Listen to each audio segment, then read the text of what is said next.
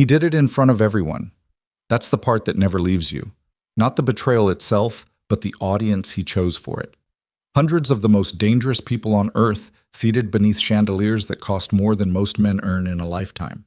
And Dante Vescari reached up, lifted the Imperium crown from his wife's head, and placed it on another woman's hair like it was nothing, like Seraphine Vale Vescari was nothing. Vivian Cross smiled the way people smile when they've been practicing the moment in a mirror.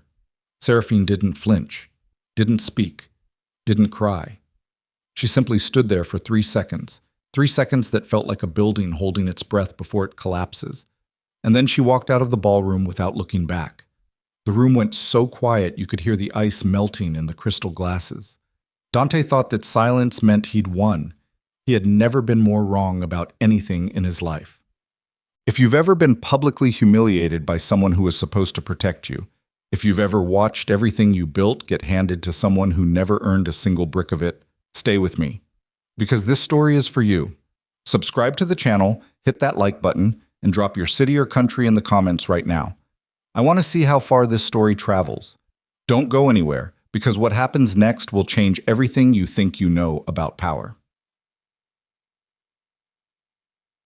Part 1. The Black Summit had no official name on any government record, no listed venue, no published guest list. It existed the way certain debts exist, understood by everyone who mattered, invisible to everyone who didn't. It rotated cities every 3 years, Vienna, then Montevideo, then Singapore, and this year, a converted private estate outside Geneva whose owner had been paid enough to spend the weekend in the Maldives and ask no questions when he returned. It was the one night each year when men who spent the other 364 days trying to destroy each other sat in the same room and agreed, however briefly, to behave. The invitations were delivered by courier, handwritten on ivory cardstock. No envelopes, no postage.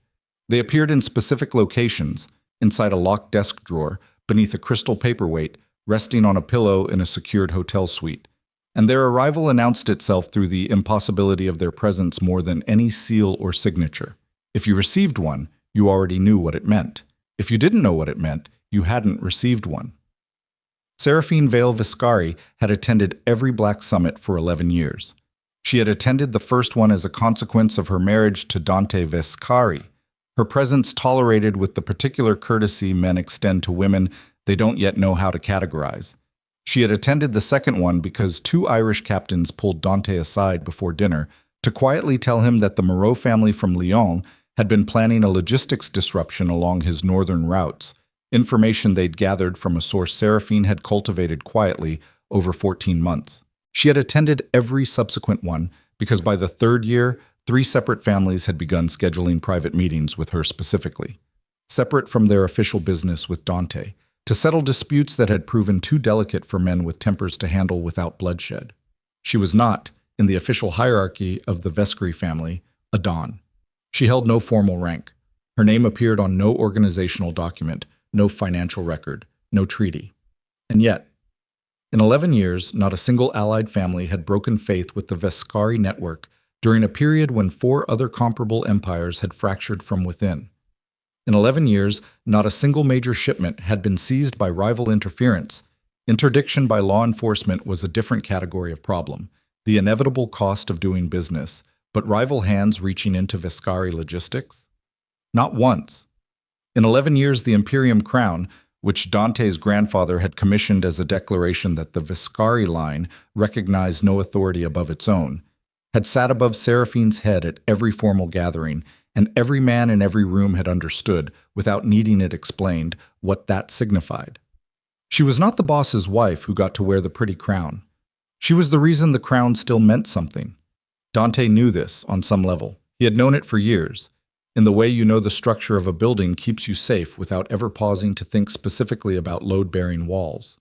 He had known it the way successful men sometimes know the truth about their success, distantly, gratefully, without dwelling on it, because dwelling on it raises questions about the distribution of credit that are uncomfortable to examine too closely. He stopped knowing it somewhere around the 14th month of his relationship with Vivian Cross. Vivian had come into his orbit through an introduction at a private auction in Monaco, 18 months before the Geneva summit. She was not from a criminal family. Her background, as Seraphine's people eventually pieced together, was more deliberately constructed than organic. A childhood in suburban Connecticut, a marketing degree from a school with a good enough name, 5 years working for a financial consultancy in London that appeared legitimate on every surface level and had never been investigated because it had never drawn the right kind of attention. She was extraordinarily beautiful in a way that was also extraordinarily intentional.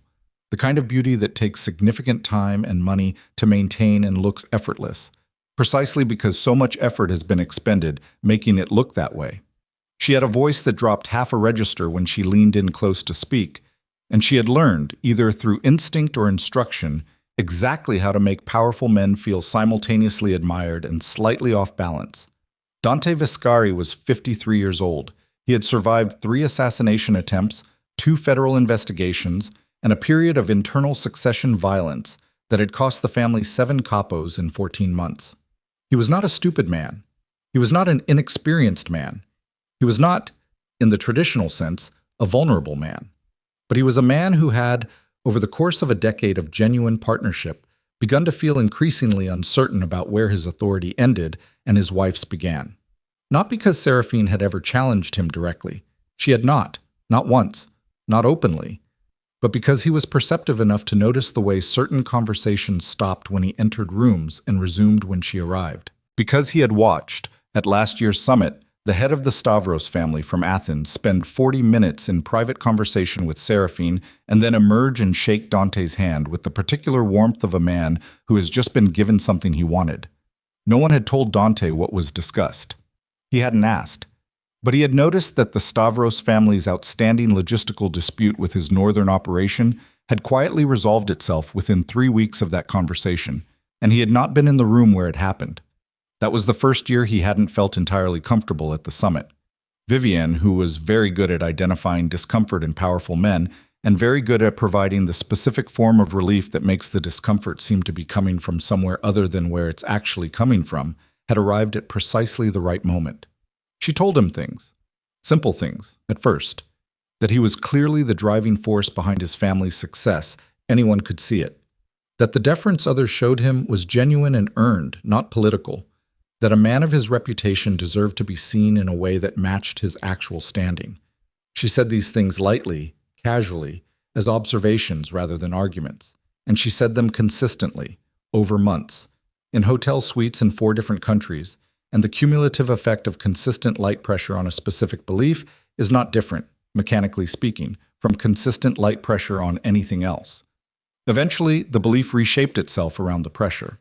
He began to feel, after enough months with Vivienne, that Seraphine's influence was something he had allowed rather than something she had built, a courtesy he extended rather than a function she performed. He began to reframe, in the privacy of his own thinking, 11 years of partnership as 11 years of his generosity. It is one of the more efficient forms of manipulation, not persuading a man of something false, but persuading him to reinterpret something true. Seraphine knew about Vivienne by the 4th month. She had people, and her people were better than Dante's people, though she had never said this aloud to anyone. She received a preliminary summary on a Tuesday in March, read it at her desk in the house in Milan, set it face down on the surface, and sat quietly for approximately 7 minutes. Then she picked up her phone and called her oldest ally in the family structure, a woman named Orla, who held the informal but genuinely powerful position of keeper of the Viscari archive, which meant she was the person who remembered every agreement ever made and every secret ever whispered within the network's reach. "Tell me," Seraphine said, without preamble, "what you know about a woman named Vivienne Cross." Orla was quiet for a moment. "I was going to call you about that," she said. "I've been watching her for 6 weeks. And?" Another pause. "She's not accidental, Sarah. She's positioned." That was the word that mattered. Positioned. Not opportunistic. Not romantic. Positioned implied a plan, a timeline, an objective. Positioned implied someone else's architecture. "Who placed her?" Seraphine asked. "I don't have that yet," Orla said, "but I will." Seraphine thanked her and ended the call. She sat for another few minutes. She thought about Dante, the man she had married at 28, who had possessed in those years a particular kind of raw, unpolished intelligence that she had found genuinely compelling, before the years of unquestioned authority had begun smoothing his edges into something more rigid. She thought about what it would mean to move against the investigation too early, before they had enough to show anyone. She thought about what it would mean to wait. She decided to wait. It was, she would later acknowledge to herself, the correct decision strategically, and one that cost her personally in ways she had not fully anticipated. Waiting meant watching. Watching meant knowing things she couldn't act on yet. Knowing things you can't act on is a specific kind of quiet pain, and Seraphine had spent most of the following 14 months living inside it. She gave nothing away.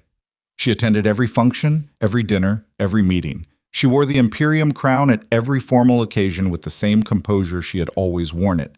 Not as decoration, but as statement, because it was not jewelry. It never had been. It was a declaration understood in fluent criminal across a dozen languages and 4 continents.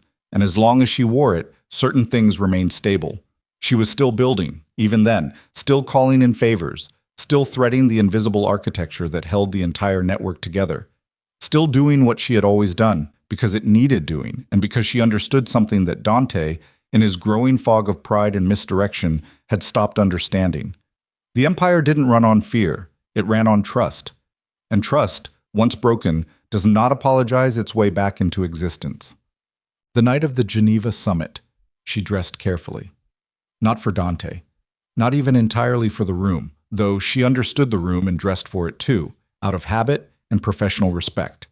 She dressed with the particular intentionality of a woman who knows something is going to happen and has decided what she will look like when it does. She chose a gown the color of deep water, the kind of blue that shifts when the light moves, somewhere between navy and black, deep enough to seem almost severe and then, at the right angle, luminous. No excess, no spectacle. The Imperium crown was the only declaration she needed, and it was the one piece she wore with the specific quality of someone carrying something that belongs to them. She and Dante arrived together, as they always did. He was formal and distant in the car. She noticed the way he held his shoulders, tight in a particular way she hadn't seen before, the tension of a man rehearsing something. She noticed, and she filed the noticing away, and she said nothing. The ballroom at the Geneva estate was extraordinary in the specific aesthetic of extreme criminal wealth, which is to say, it was genuinely beautiful and also entirely ruthless, every object in the room serving a dual purpose of elegance and display.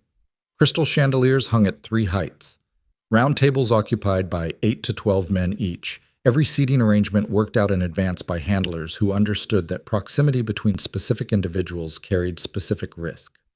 The air smelled of money and restraint. Seraphine moved through the room the way she always moved through it, unhurried, present, stopping to exchange words with specific people in a specific order, each exchange brief and calibrated. She knew whose wife had just had a grandchild. She knew who was quietly managing a health problem they hadn't disclosed to their organization. She knew who was anxious about a new federal appointment in their city. She knew these things because she asked, because she listened, because she had spent 11 years building a network of human understanding that functioned alongside the formal structure of the criminal alliance, and was, in practical terms, more resilient than any of its formal elements. 3 separate men asked after her personally before they asked after Dante. She noted this, not with satisfaction, but with the quiet awareness of someone monitoring the temperature of a room. Dante had not seen Vivienne enter, but Seraphine had. Vivienne had come in through a side entrance, which suggested she had been given access by someone inside the estate's security arrangement, which was a significant and specific kind of breach. She was dressed in red, a choice that was either very confident or very stupid, in a room where no one else was dressed in red, in a room where drawing attention to yourself was understood by every attendee as either power or desperation. She moved to a specific table, exchanged words with 2 men Seraphine recognized as peripheral associates of the Morano family from Naples, and then she was still, watching the room, watching Dante, waiting. Seraphine turned away. She finished the conversation she was in. She accepted a glass of water from a passing server. She stood for a moment at the edge of the room and looked at the chandeliers, at the light coming down through the crystal in fragments, and she thought, this is it then, tonight. She had known it was coming. She had known for 3 weeks, when Orla's intelligence had finally provided the shape of what Vivienne's plan required. A public act, a symbolic transfer, something that would function as a declaration in the one language every person in this room understood fluently. The crown. She had known, and she had not run. She had not run because running was not what you did when someone was trying to erase everything you'd built. You held your ground. You kept your composure. You waited for the moment to show itself. And you watched, with perfect stillness, while a man who thought he was demonstrating his power began, instead, to light the fuse of his own destruction. Dante called for attention at 9:47. The room quieted with the specific efficiency of people who are professionally accustomed to sudden shifts in the atmosphere of a gathering. No one reached for a weapon. The venue was secured and the gesture was social, but every person in the room adjusted slightly. The collective alertness of hundreds of people whose survival instincts have been refined by years of operating in exactly these kinds of charged environments. Dante stood at the center of the room. He had a glass in his hand, but he wasn't drinking from it. He looked, Seraphine thought, like a man who was more frightened than he appeared and was working very hard at the appearing. He said things about legacy, about the future of the Viscari name, about the nature of authority and what it required. He used words like clarity and vision and necessary change, words that meant different things to different people in the room, but that, assembled in this particular sequence by this particular man, in this particular venue, meant only one thing. Seraphine stood perfectly still. She had promised herself she would not give the room the gift of her reaction. Whatever happened, they would not see her flinch, would not see her eyes go bright with anything that could be interpreted as fragility, would not see her hands move from where they rested at her sides. When Dante walked toward her, she looked at him directly. She kept her face neutral and present and utterly composed, and she held eye contact with him for the full 3 seconds it took him to reach up and lift the Imperium crown from her head. She felt the weight leave. She felt the absence of it, like the sudden removal of a thing you have carried so long you had stopped noticing it until it was gone. She did not look at Vivian when he crossed the room and placed it on her head. She did not need to. She kept her eyes on the room, specifically on the faces.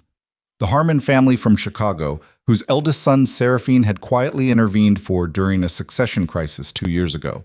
The Petrov delegation from St. Petersburg, with whom she had negotiated a shared intelligence arrangement that had protected both organizations from infiltration.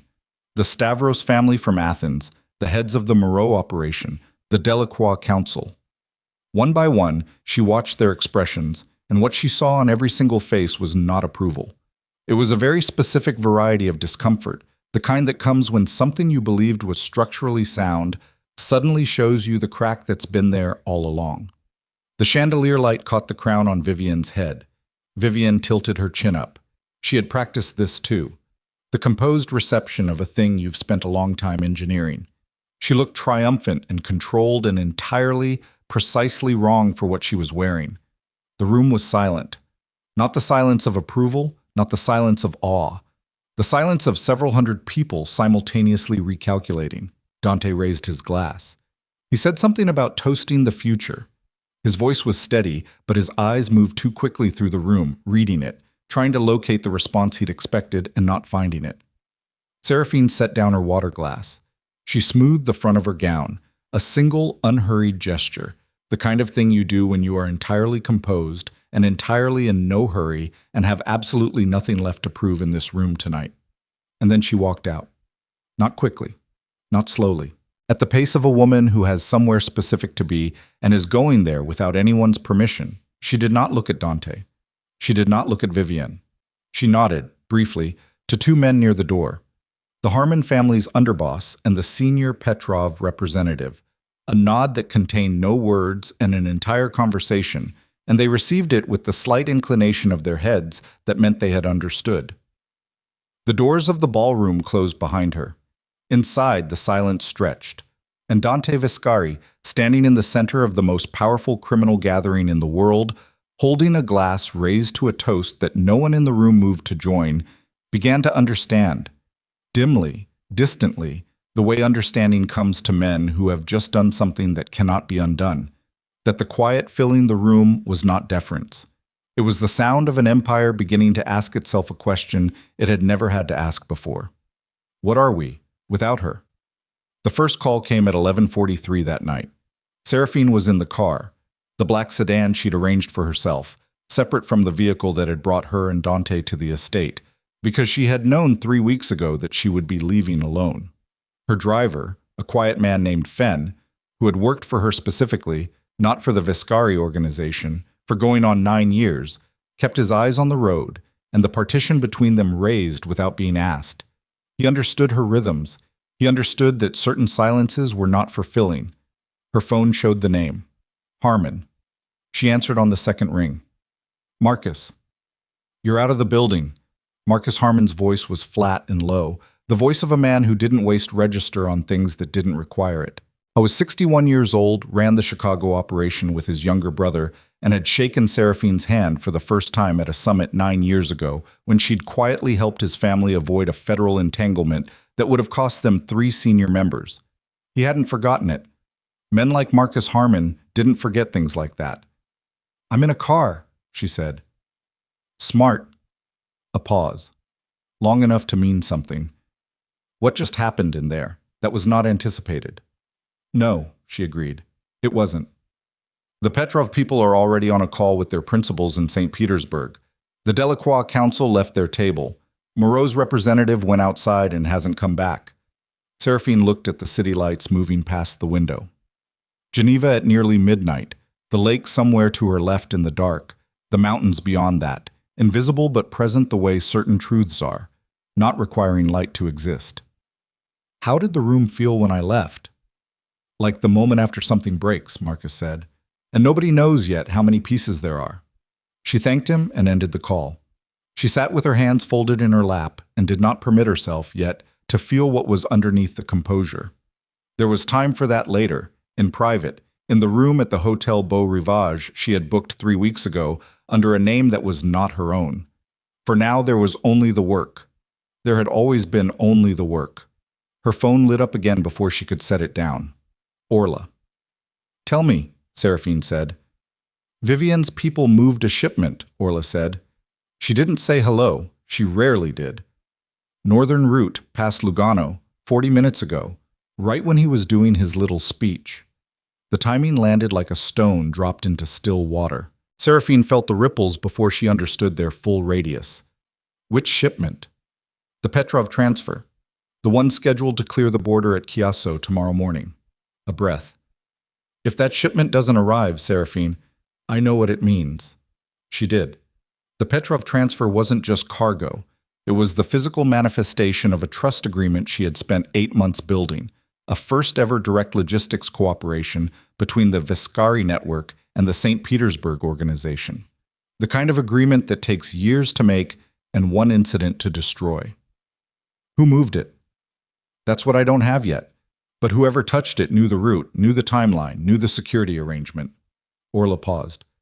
That's internal, Sarah. Whoever did this is inside. I know, Seraphine said again. She closed her eyes for 4 seconds, opened them.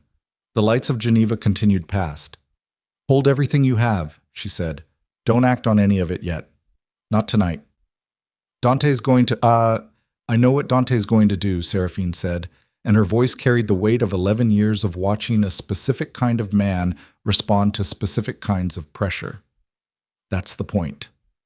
Dante returned to the Viscari suite at the estate at 12:30, with his jaw set and Vivian at his side, and the specific energy of a man who has done something irreversible and is in the process of deciding to feel good about it, rather than acknowledging the part of him that already knows he shouldn't.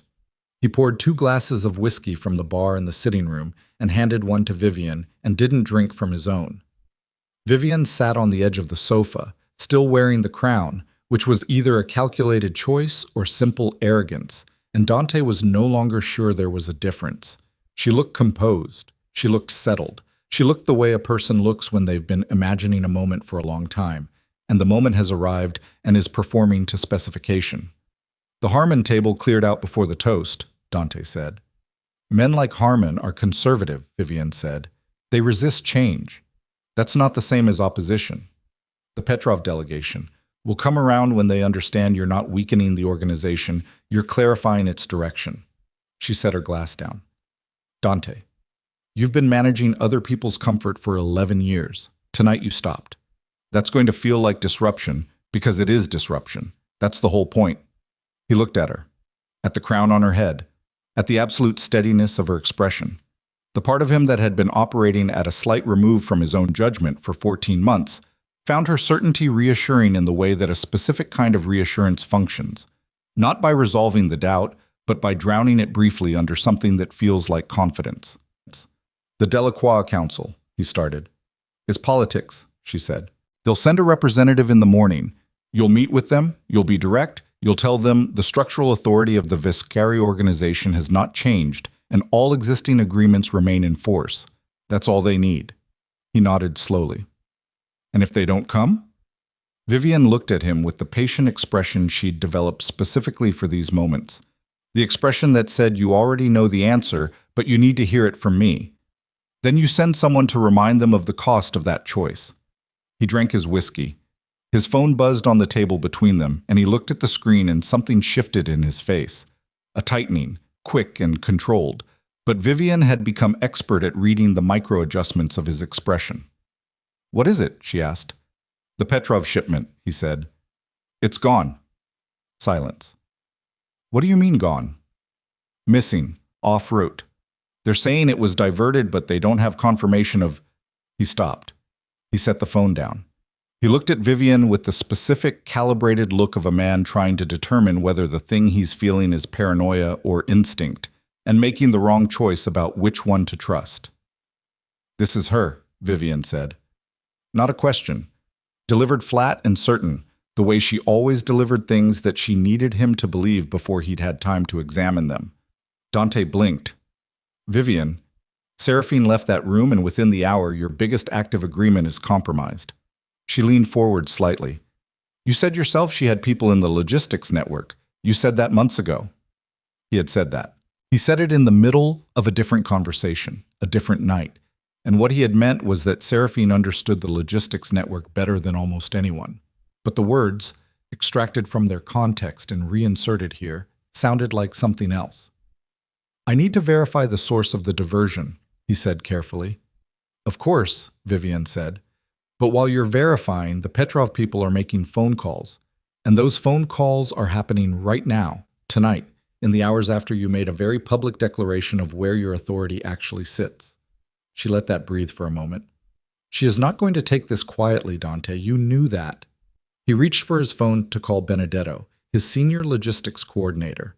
He didn't notice that Vivian watched him do it with an expression that lasted only 2 seconds before she rearranged it back to concern, an expression that, in those 2 seconds, contained nothing that resembled surprise.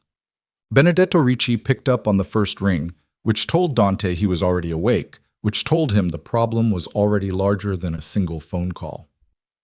Tell me where the shipment is, Dante said. We don't know. Benedetto's voice had the quality of a man who has been awake for hours managing something bad and has run out of the energy to soften his delivery. Last confirmed position was a relay station outside Bellinzona at 2200. After that, nothing. The driver's phone is offline. The escort's phone is offline. Who authorized the route change? Boss, that's what I'm trying to determine. Our system shows a route modification was logged at 2140. I have the access credential it was logged under, but the credential belongs to a pause with weight in it. It's under Ferroni's login. Dante went still. Ferroni was a logistics coordinator who had been with the Viscari operation for going on 12 years, and whose access credentials were one of approximately 15 sets that could authorize route modifications on active Petrov-linked transfers. Where's Ferroni right now?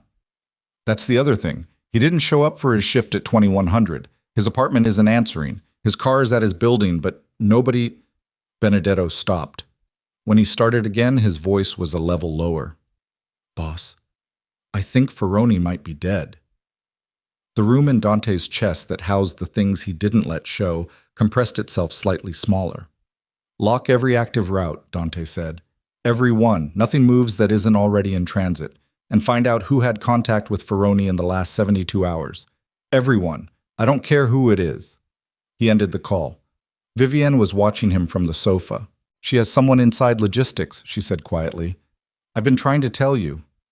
You don't know that, Dante said, and his voice had an edge to it that hadn't been there before. The edge that comes when a man is frightened and is converting the fear to anger because anger is more comfortable. I know what the timing says. She stood up. She moved toward him carefully, the way you move toward someone whose volatility you're managing. Dante, Hey, I know this is hard, but ask yourself. She left that room, and within an hour, a coordinated action hits your most sensitive active agreement. That's not coincidence. That's a woman telling you what she thinks of what happened tonight. His jaw worked. He wanted to push back. He could feel the shape of the counter-argument, that Seraphine had never in 11 years moved against the organization, that whatever her personal position, she had never confused her interests with the Empire's welfare, that the timing could be coincidence or could be the work of the same external force that had positioned Vivian in his orbit in the first place. He wanted to say all of that. Instead, he said, "Get me Marchetti." Vivian's expression did something almost imperceptible, a brief and tiny recalibration. "Marchetti? My security chief. I want every communication Seraphine has had through any Vescari channel in the last 6 months. Everything." "Dante." Her voice shifted slightly. A careful shift. "You don't want to move against her publicly. Not yet. Not without more, I said get me Marchetti," he said. She got him Marchetti. What she did not tell him was that Marchetti had been on her payroll for 4 months. Seraphine's suite at the Beau Rivage was quiet in the particular way of high-end hotel rooms at 2 in the morning. The insulated quiet that costs money, that muffles the city entirely and leaves you with only your own breathing and the soft electrical hum of the room's systems. She had changed out of the gown. She sat at the writing desk in a dark robe, a cup of tea cooling at her elbow, a laptop open in front of her that connected through a routing system her IT person had configured and which had never been associated with any Vescari device or network. On screen was a series of messages in a simple encrypted thread, incoming from Orla and 2 other people whose names she did not type, but whose handles she recognized. She read.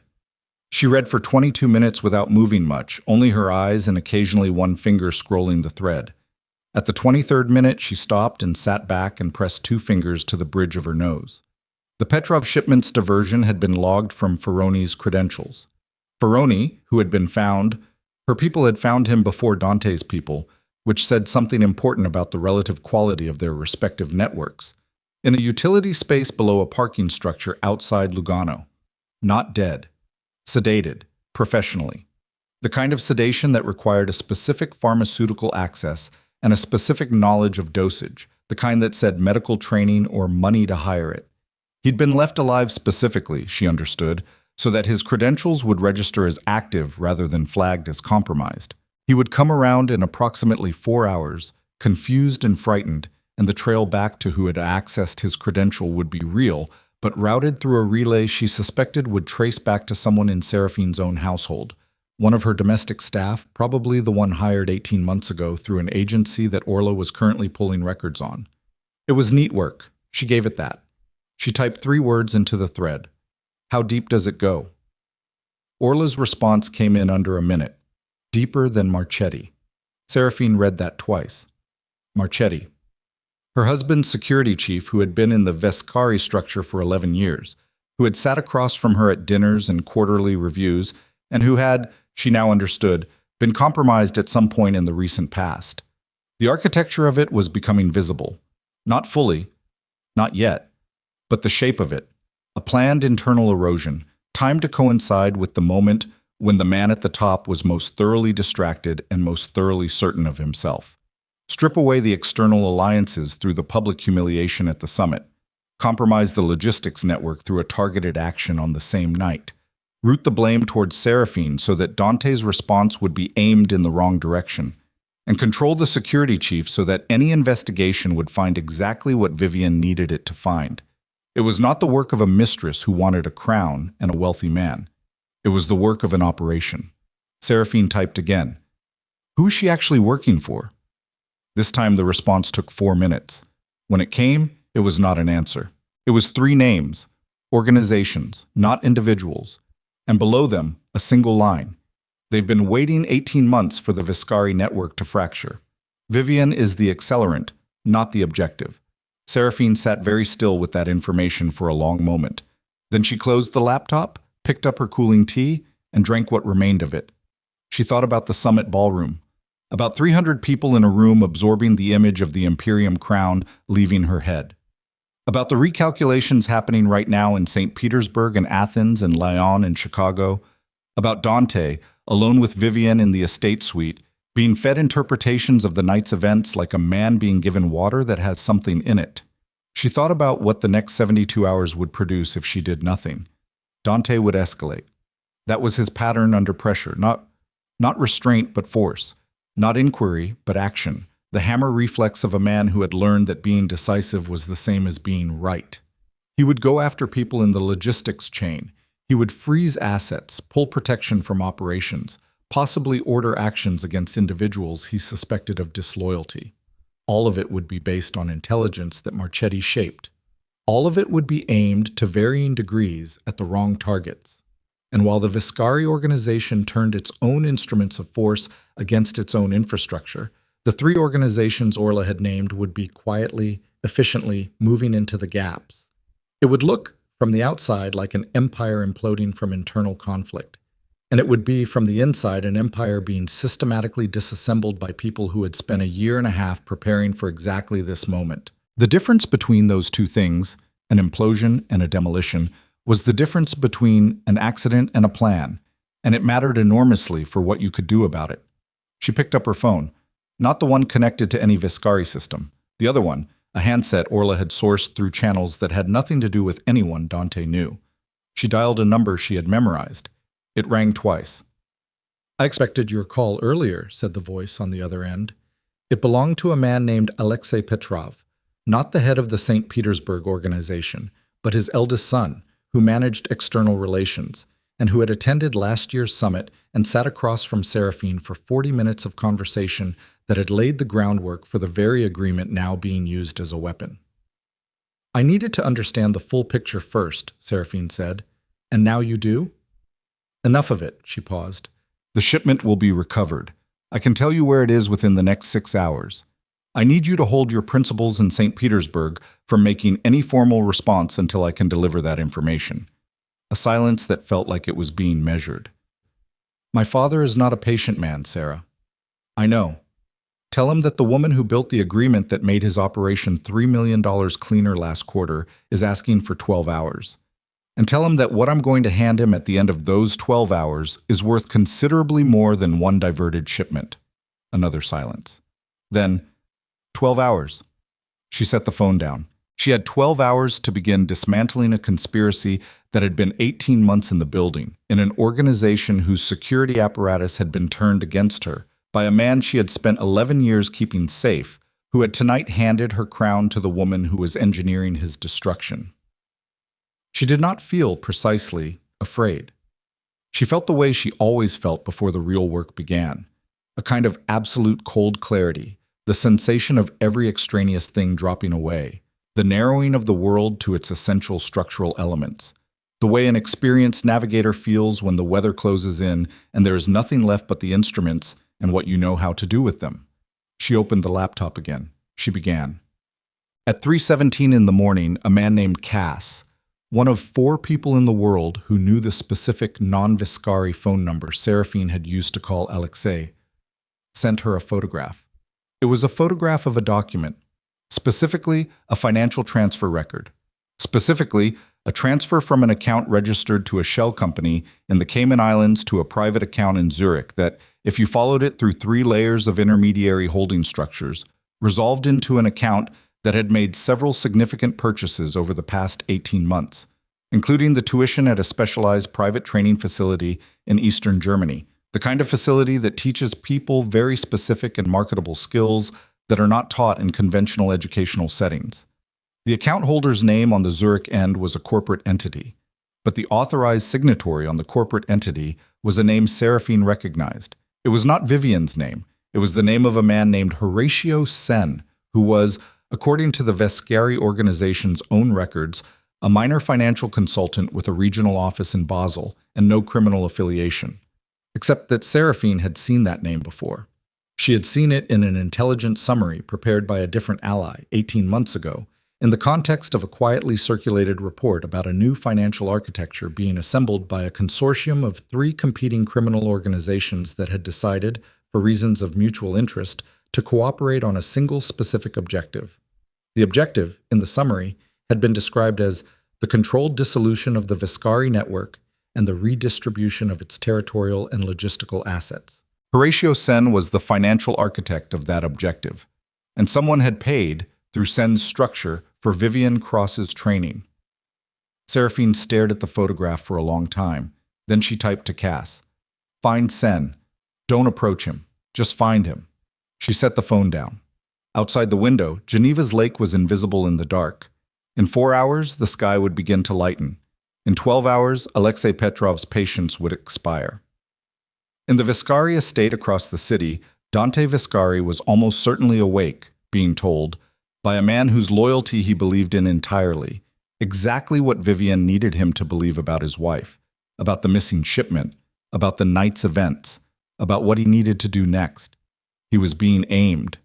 And Seraphine, for the first time in 11 years, was not in a position to redirect him before he fired. She thought briefly, not for the first time, not with any particular bitterness, but with the clear-eyed acknowledgement that honest people allow themselves in private, that she could have moved faster, could have taken what Orla had given her 6 months ago and used it differently, could have been less patient, less certain that the right moment would present itself, less willing to wait. She had waited because moving early would have meant moving against her own husband with incomplete evidence, and she had not been able to make herself do that, even knowing what she knew, even watching what she watched. That hesitation had cost her the crown in a ballroom in front of 300 people. She did not permit herself to regret it exactly. Regret was a form of negotiating with a past that had already closed its accounts. But she acknowledged it because she was someone who believed in accurate accounting, and then she set it aside because it was 3:44 in the morning and she had work to do. The first message she sent was to Orla. Wake Harmon, not his people, him specifically. Tell him I need an hour, and I need it before dawn. The second message was to the keeper of a specific sealed archive, not the Viscari archive, a different one, older and more distributed, maintained by a rotating network of individuals whose institutional memory extended further back than any single organization, requesting access to records pertaining to the original formation of the Vescari blood pacts. The foundational agreements that predated Dante's grandfather and that constituted, in the criminal world's understanding of legitimacy, something closer to constitutional law than simple contract. The third message she sent to no one. She wrote it, looked at it for 30 seconds, and deleted it. It had been addressed to Dante. It had said only, "Stop. Before you do whatever they've told you to do tonight. Stop and ask yourself who benefits if you aim at me." She deleted it because he wouldn't stop. She knew him well enough to know that. He was already in motion, already committed, already past the point where a text message from his wife would function as anything other than confirmation of what Vivian had told him to expect her to do. The point of no return, in her understanding of it, was not a dramatic moment. It was not a single door closing. It was the accumulation of enough individual choices, each one defensible in isolation, each one logical given the information available at the time of making it, until the total weight of them became a structure that could not be walked back through. Dante had made his choices. Vivian had built the architecture those choices would construct. The three organizations behind her had prepared the space those choices would collapse into. And now the only question that remained, the only one that actually mattered, was whether Seraphine could move fast enough, quietly enough, and with enough of the right people to ensure that when the collapse came, it fell on the people who had engineered it, not on the empire. Not on the families who had trusted her. She thought she could. She opened a new message thread. She began making calls. Cass found Horatio Sen at 4:51 in the morning. He was in a rented apartment on the 3rd floor of a building in the Plain Palais district. Not a hotel, which meant he had planned to stay, which meant he had wanted to be close for whatever happened after the summit. Cass sent Seraphine the address with a single additional line. He has company. 2 men. Professional. Seraphine read the message, set the phone down, and looked at the ceiling of her hotel room for exactly 6 seconds. Then she typed back, "Don't move, watch only." She stood up from the desk and went to the window. Geneva was still dark, but the darkness had changed quality. The particular thinning that happens in the hour before dawn, when the black begins to soften at its edges without yet admitting any actual light. She had been awake for 22 hours. She could feel it in the specific way that exhaustion settles into the body after a certain threshold. Not heaviness exactly, more like a slight unreality to the edges of things. The sensation that the world has been laminated with something very thin and very clear that wasn't there before. She thought about Sen. She thought about what it meant that he was here, in Geneva, physically present. The financial architects of these kinds of operations did not typically position themselves close to the action. They worked at distance, through structures, behind instruments. The fact that Sen had come to Geneva himself meant either that the operation had reached a stage that required his physical oversight, or that something had gone wrong enough to require his direct intervention. She thought about which of those was more likely given what she knew. Her phone lit up. Orla. She answered immediately. "Tell me." Marchetti moved, Orla said, and her voice had the flat tone of someone delivering information they wished they didn't have. "He went to Dante at 3:45 with a package. Intelligence summary. I don't have the full content, but I have the outline from a source inside the estate security rotation." "What did it say?" A breath. "It says you ordered the Ferroni credential theft. It says you have an active arrangement with the Petrov organization's external affairs office, meaning Alexei, that predates the official Vescari-Petrov agreement by 7 months. It says you've been systematically diverting Vescari intelligence to competing organizations for the past 2 years. Orla stopped. "Seraphine, it says you've been planning to dissolve the Vescari network from within and transfer its territorial assets to a consortium of 3 competing families." The room was very quiet. "It says," Seraphine repeated, and her voice was steady in the way that a wire is steady when it is carrying more current than it was designed for. "All of it documented. Transfer records, communication logs, meeting records. Some of it is real. The early Alexei contact, the intelligence sharing, things you actually did, but recontextualized, framed as betrayal rather than groundwork. And the rest is fabricated well enough that I can't tell the difference at a glance, which means Dante definitely can't." Seraphine sat down on the edge of the bed. She had known something like this was coming. She had known it structurally, the way you know a storm is coming when the pressure drops and the birds stop. But knowing something is coming and receiving its actual shape are 2 different things. And the actual shape of this was considerably more thorough than she had anticipated. They hadn't just framed her. They had built an alternate history of the last 2 years and populated it with enough real detail that it would be almost impossible to disprove quickly, and quickly was the only timescale that mattered. "Where's Dante now?" she said. "Still at the estate.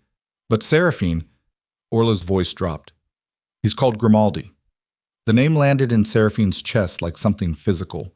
Luca Grimaldi was not a soldier. He was not a capo or a lieutenant or any formal rank within the Vescari structure. He was a man that the Vescari organization contracted for specific work that required a specific kind of professional. Work that left no paperwork, no witnesses, and no recoverable evidence. He had been used 4 times in the 11 years of Seraphine's marriage. She knew about all 4 times. She had, in 2 of those instances, been the one to suggest it. Dante calling Grimaldi meant Dante had made a decision that he intended to be permanent. Seraphine's hand on the phone did not shake. She noted this with a distant, almost clinical awareness, that her body, at least, was maintaining its composure even as her mind was processing the specific nature of what it meant for her husband of 11 years to have just contracted for the termination of her existence. "How long do I have?" she said. "Grimaldi doesn't move fast. He builds a picture first, 48 hours minimum before he's positioned. But Sarah, I know." She stood up. The laminated unreality at the edges of her vision sharpened back into clarity with a speed that surprised her. Fear, she had learned long ago, was actually quite useful if you stopped fighting it and let it do the thing it was designed to do, which was to make everything extremely precise. The 12-hour window with Alexei. 7 hours left on it. I need to move the timeline. She was already crossing to the wardrobe, pulling out the clothes she'd set aside, the ones that were not the hotel robe and not the gown from the summit. Practical clothes. Dark. "Get me a car. Not Fen. Someone Grimaldi doesn't know. And I need Harmon on a call in 20 minutes. Seraphine." Orla's voice had something in it that it rarely had. Something close to fear. not for herself. If Marchetti's intelligence package gets distributed to the allied families before you can counter it, I know what happens. She knew exactly what happened. The allied families receiving documentation that the woman who had built their trust across 11 years had been systematically betraying them would not wait for verification. They would act on it the way people always act on information that confirms a fear they were already managing, quickly, decisively, and without the patience for nuance. Which is why I need Harmon before Marchetti calls him. Marchetti already called him. The wardrobe door in Seraphine's hand became briefly something she needed to hold rather than simply hold open. When? 20 minutes ago, before I knew. I'm sorry. The source inside the estate had a delay in reaching me. Seraphine stood with her hand on the wardrobe door and her forehead almost touching the frame and breathed. Once, twice, 20 minutes. Marchetti had reached Harmon 20 minutes ago, while Seraphine was still composing her next message, and had delivered whatever curated version of the intelligence package was designed for Chicago consumption, and Harmon had been sitting with it for 20 minutes now, and Harmon was not a man who sat with things for very long before deciding what to do about them. She picked up the non-Vescari phone and dialed Harmon directly. It rang 4 times. He picked up. "Marcus?" she said. Silence. A specific kind of silence, not the absence of response, but the presence of a man deciding something. "Marchetti called you," she said. "An hour ago." His voice was different from the call at midnight. Not cold exactly, careful. The specific carefulness of a man who had been told something that changed his picture and was now looking at her through that changed picture. "What did he tell you?" "He sent documentation, Sarah, transfer records. Communication logs going back." "Fabricated," she said. "Some of it. The rest is real but stripped of context." "That's what someone would say." "Yes," she said. "It is. Which is why I'm not asking you to believe me on the basis of my saying it. I'm asking you for 6 hours." 6 hours. He repeated it the way people repeat things when they're testing the weight of them. 6 hours for me to put the real documentation in front of you. Who built this frame? Who paid for it? What they actually want?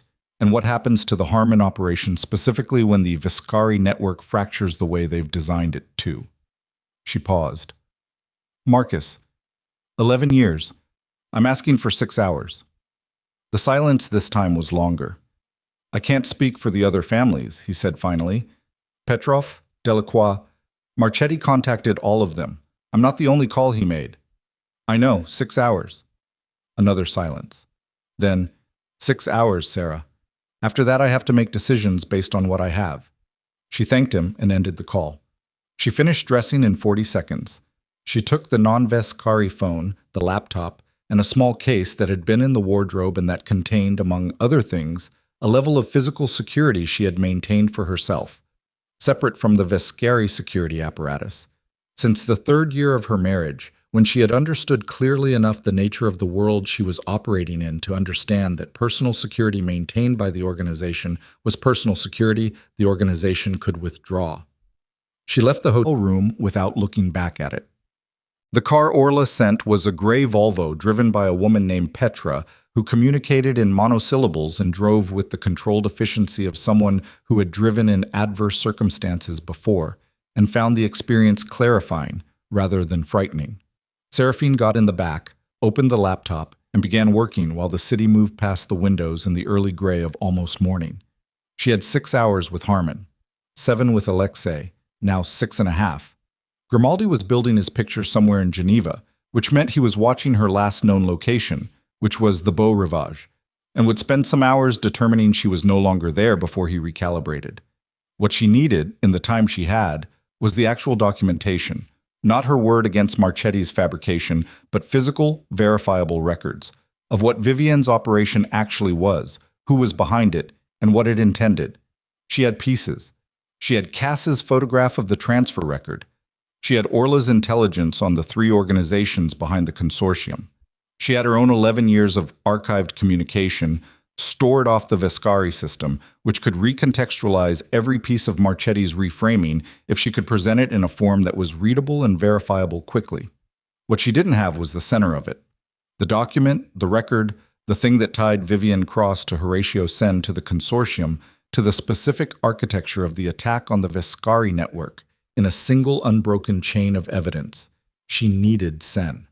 She typed to Cass, "Still watching?" Response in under 30 seconds. Yes. One of the two men left at 04:30. One remains. Sen is awake. Light on in the main room. She thought about this for the length of 3 city blocks. Then she typed, "I'm coming to you. 20 minutes. 1. The building in Plain Palais was unremarkable in the specific way of buildings that are trying to be unremarkable. A 6-story residential structure with a door code entry and a small lobby and a lift that Seraphine did not use. She took the stairs with Petra 2 steps behind her and found Cass on the landing of the 3rd floor, a lean man in his 40s with a watchfulness about him that never fully turned off, who had worked for her through a private arrangement for 6 years and whose existence was unknown to the Vescari organization. "One man inside with him," Cass said, his voice barely above a breath. "Professional security, not personal. The kind you rent, not the kind you build loyalty with. Armed?" "Certainly." Seraphine looked at the door at the end of the corridor, a strip of light at its base. She thought about what was on the other side of it. A man who had been paid to engineer the dissolution of everything she had spent 11 years building, who was physically present in Geneva because the operation had reached the stage that required his oversight, who had 2 people between him and any consequence for what he'd set in motion. She looked at Petra. Petra looked back at her with an expression that said she was ready for whatever the next sentence was. "I need 5 minutes alone with Sen," Seraphine said, uninterrupted. "The security man," Cass said. "Is your problem," Seraphine said. "Not mine." Cass and Petra exchanged a glance that contained a brief and wordless negotiation. Then Cass moved toward the door. What happened next took less than 4 minutes, and Seraphine did not watch it directly. She heard it. The knock. The opening. A brief exchange in German. A sound of movement. The particular compressed silence of a physical confrontation conducted by professionals who know how to be efficient. Then quiet. The door was open. Horatio Sen was sitting at a small dining table that he had converted into a workspace. Laptop, phone, 2 glasses, a legal pad covered in handwriting. He was 60, approximately, with the physique of a man who had once been athletic and had allowed that to soften without quite losing the underlying structure. He looked up when Seraphine entered, and his expression did something interesting. It did not go to fear immediately. It went to calculation, which told her that he had a contingency for this, or believed he did. "Mrs. Vescari," he said. His English was accented but precise. "Mr. Sen." She sat down across from him without being invited. She set the laptop on the table between them, closed. "You're a long way from Basel." "I travel for work." "I know why you travel." She folded her hands on the table. "I also know who sent the transfer that paid for Vivian Cross's training facility in Eastern Germany. I know the names of the 3 organizations in your consortium. I know the timeline, 18 months, beginning with Vivian's introduction to my husband in Monaco." She watched his face during this. The calculation was still there, but something underneath it was running a different kind of assessment. "What I don't have yet is the document trail that connects all of it cleanly enough to present to the Allied families in the next 6 hours. He looked at her for a long moment. "You came here to ask me for documentation," he said, and his tone carried the specific quality of a man who finds something both surprising and not entirely unimpressive. "I came here to make you understand your situation," she said, "which is that by tonight, one of 2 things will have happened. Either the Vescari network fractures according to your consortium's plan, in which case your employers get what they want and you receive whatever you've been promised.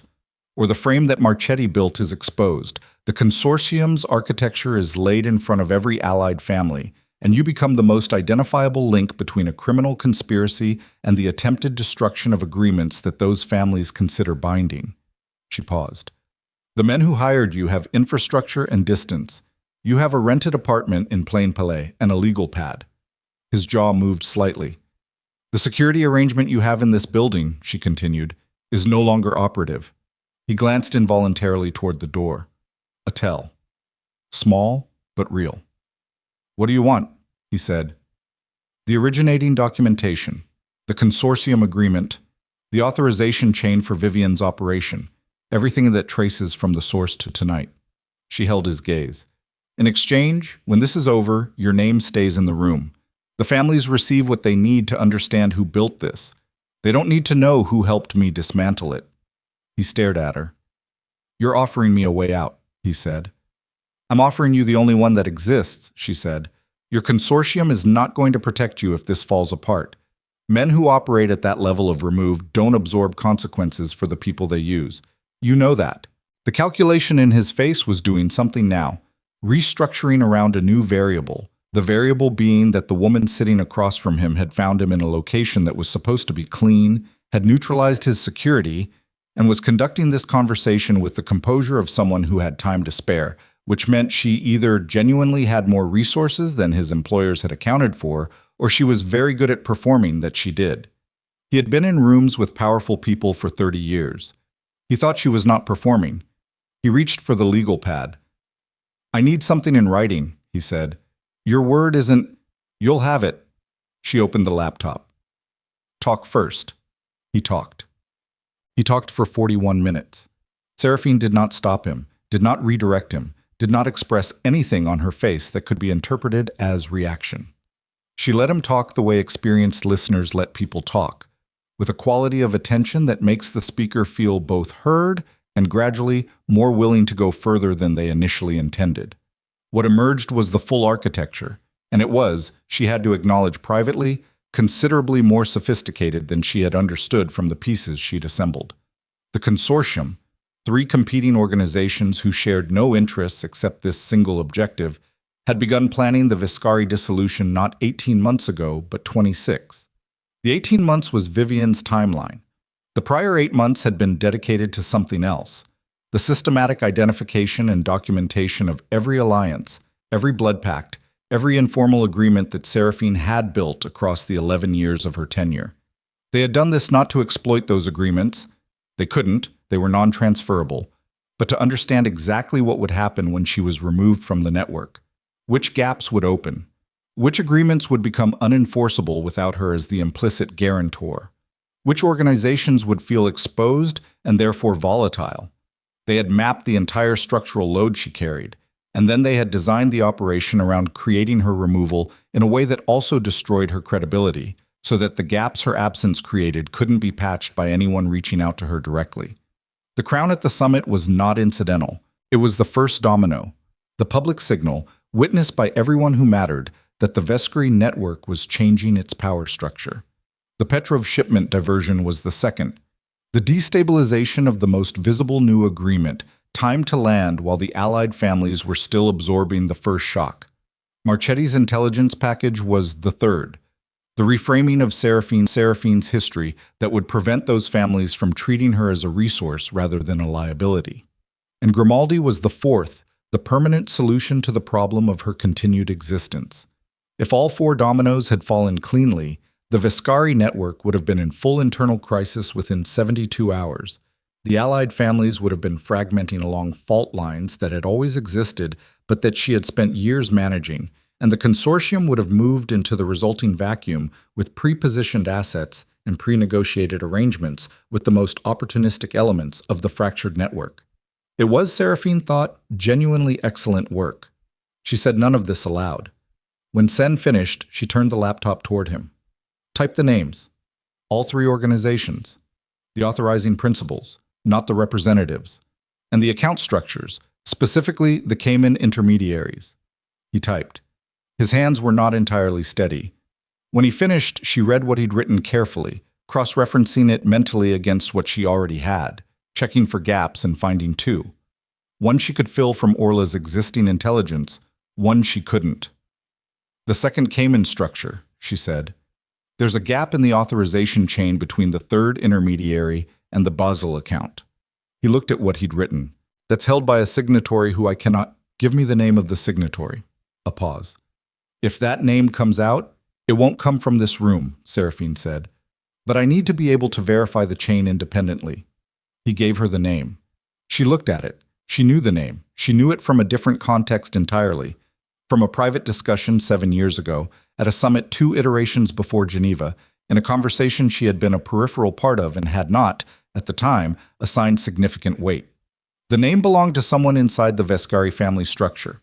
Not a peripheral associate, not a contracted specialist, someone who had been in the room at family council meetings, someone who had access to the internal architecture of the organization's finances, its security arrangements, its long-term strategic planning, someone who had been feeding the consortium's planning operation from inside the Vescari family for longer than Vivian had existed in the picture.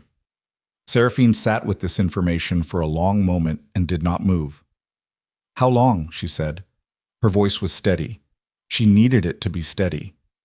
Sen understood the question without elaboration.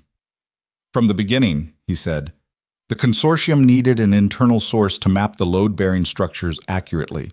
Without that source, the operation wasn't viable." From the beginning. 26 months of internal intelligence feeding from inside the family. Seraphine had treated as the foundational assumption of everything she'd built. Every alliance she'd constructed, every agreement she'd negotiated, every contingency she'd planned. The architecture of all of it had been visible to the consortium in real time for over 2 years. Not because they'd broken her network from outside, because someone she trusted had been handing them the blueprints. She thought about who it was. She thought about every conversation in the past 26 months that this person had been part of.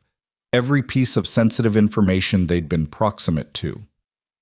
Every decision that had been made differently, more slowly, less effectively than it should have been, that she had attributed to circumstance or error or the natural friction of complex operations. She thought about Orla. The thought arrived without warning, and she examined it the way you examine a wound, quickly, directly, not flinching from what you might find. Orla had been her oldest ally. Orla kept the archive. Orla had access to everything. But the name Sen had given her was not Orla. It was someone else. Someone she had trusted differently, less completely, without the same weight of history, which was, she now understood, precisely why they had been chosen. Because the obvious targets get watched. The slightly less obvious ones don't. She closed the laptop. "The written confirmation," she said. Her voice was entirely level. "You said you needed something from me in writing." She wrote it. 4 sentences, handwritten on a page of his legal pad, torn out and handed across the table. It said what she had promised. It was signed with her full name. He took it and looked at it and folded it once and put it in the inside pocket of his jacket. "What happens now?" he said. "You stay in this room," she said. "Don't use the phone. Don't contact anyone from the consortium. In 6 hours, this is either over or it isn't. And if it isn't, the piece of paper in your pocket won't protect you from what comes next. And you understand that." He nodded. He looked for the first time like a man who was frightened in a genuine and unconstructed way. She stood up. She left the room. In the stairwell, with Petra at her back and Cass already moving ahead, she stopped on the second-floor landing and stood against the wall for 4 seconds with her eyes closed and her hand pressed flat against the cold plaster. 4 seconds. Then she opened her eyes and took out her phone and called Orla.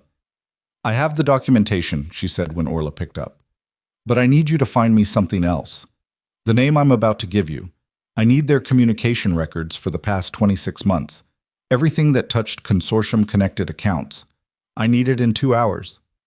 "Who is it?" Orla said. Seraphine said the name.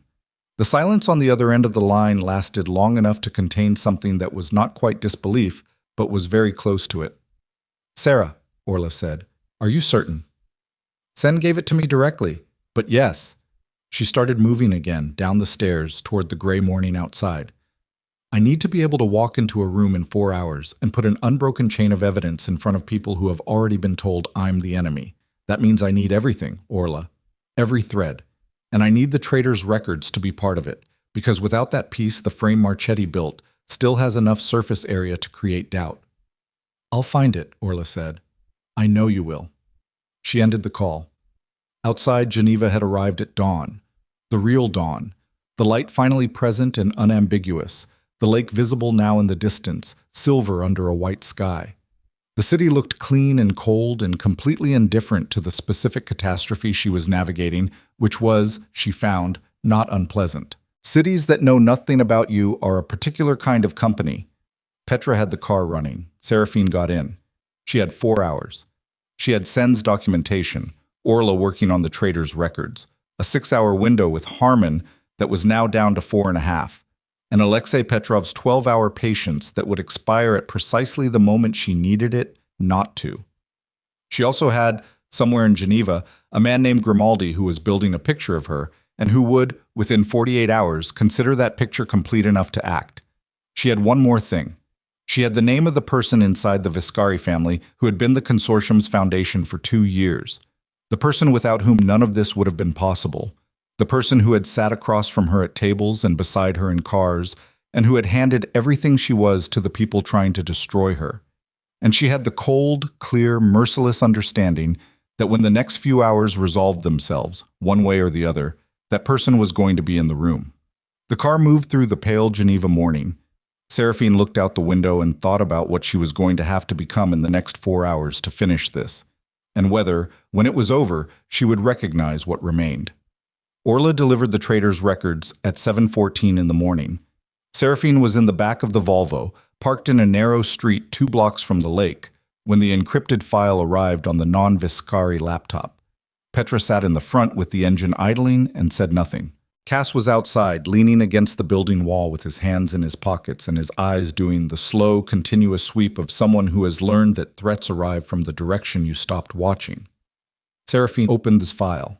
She read for 11 minutes without moving anything except her eyes. The traitor was a man named Fen Calder. He was 44 years old, had been with the Viscari organization for 9 years, and held the position of Senior Intelligence Coordinator, which meant he was the person responsible for aggregating and synthesizing internal security intelligence before it reached Dante's desk.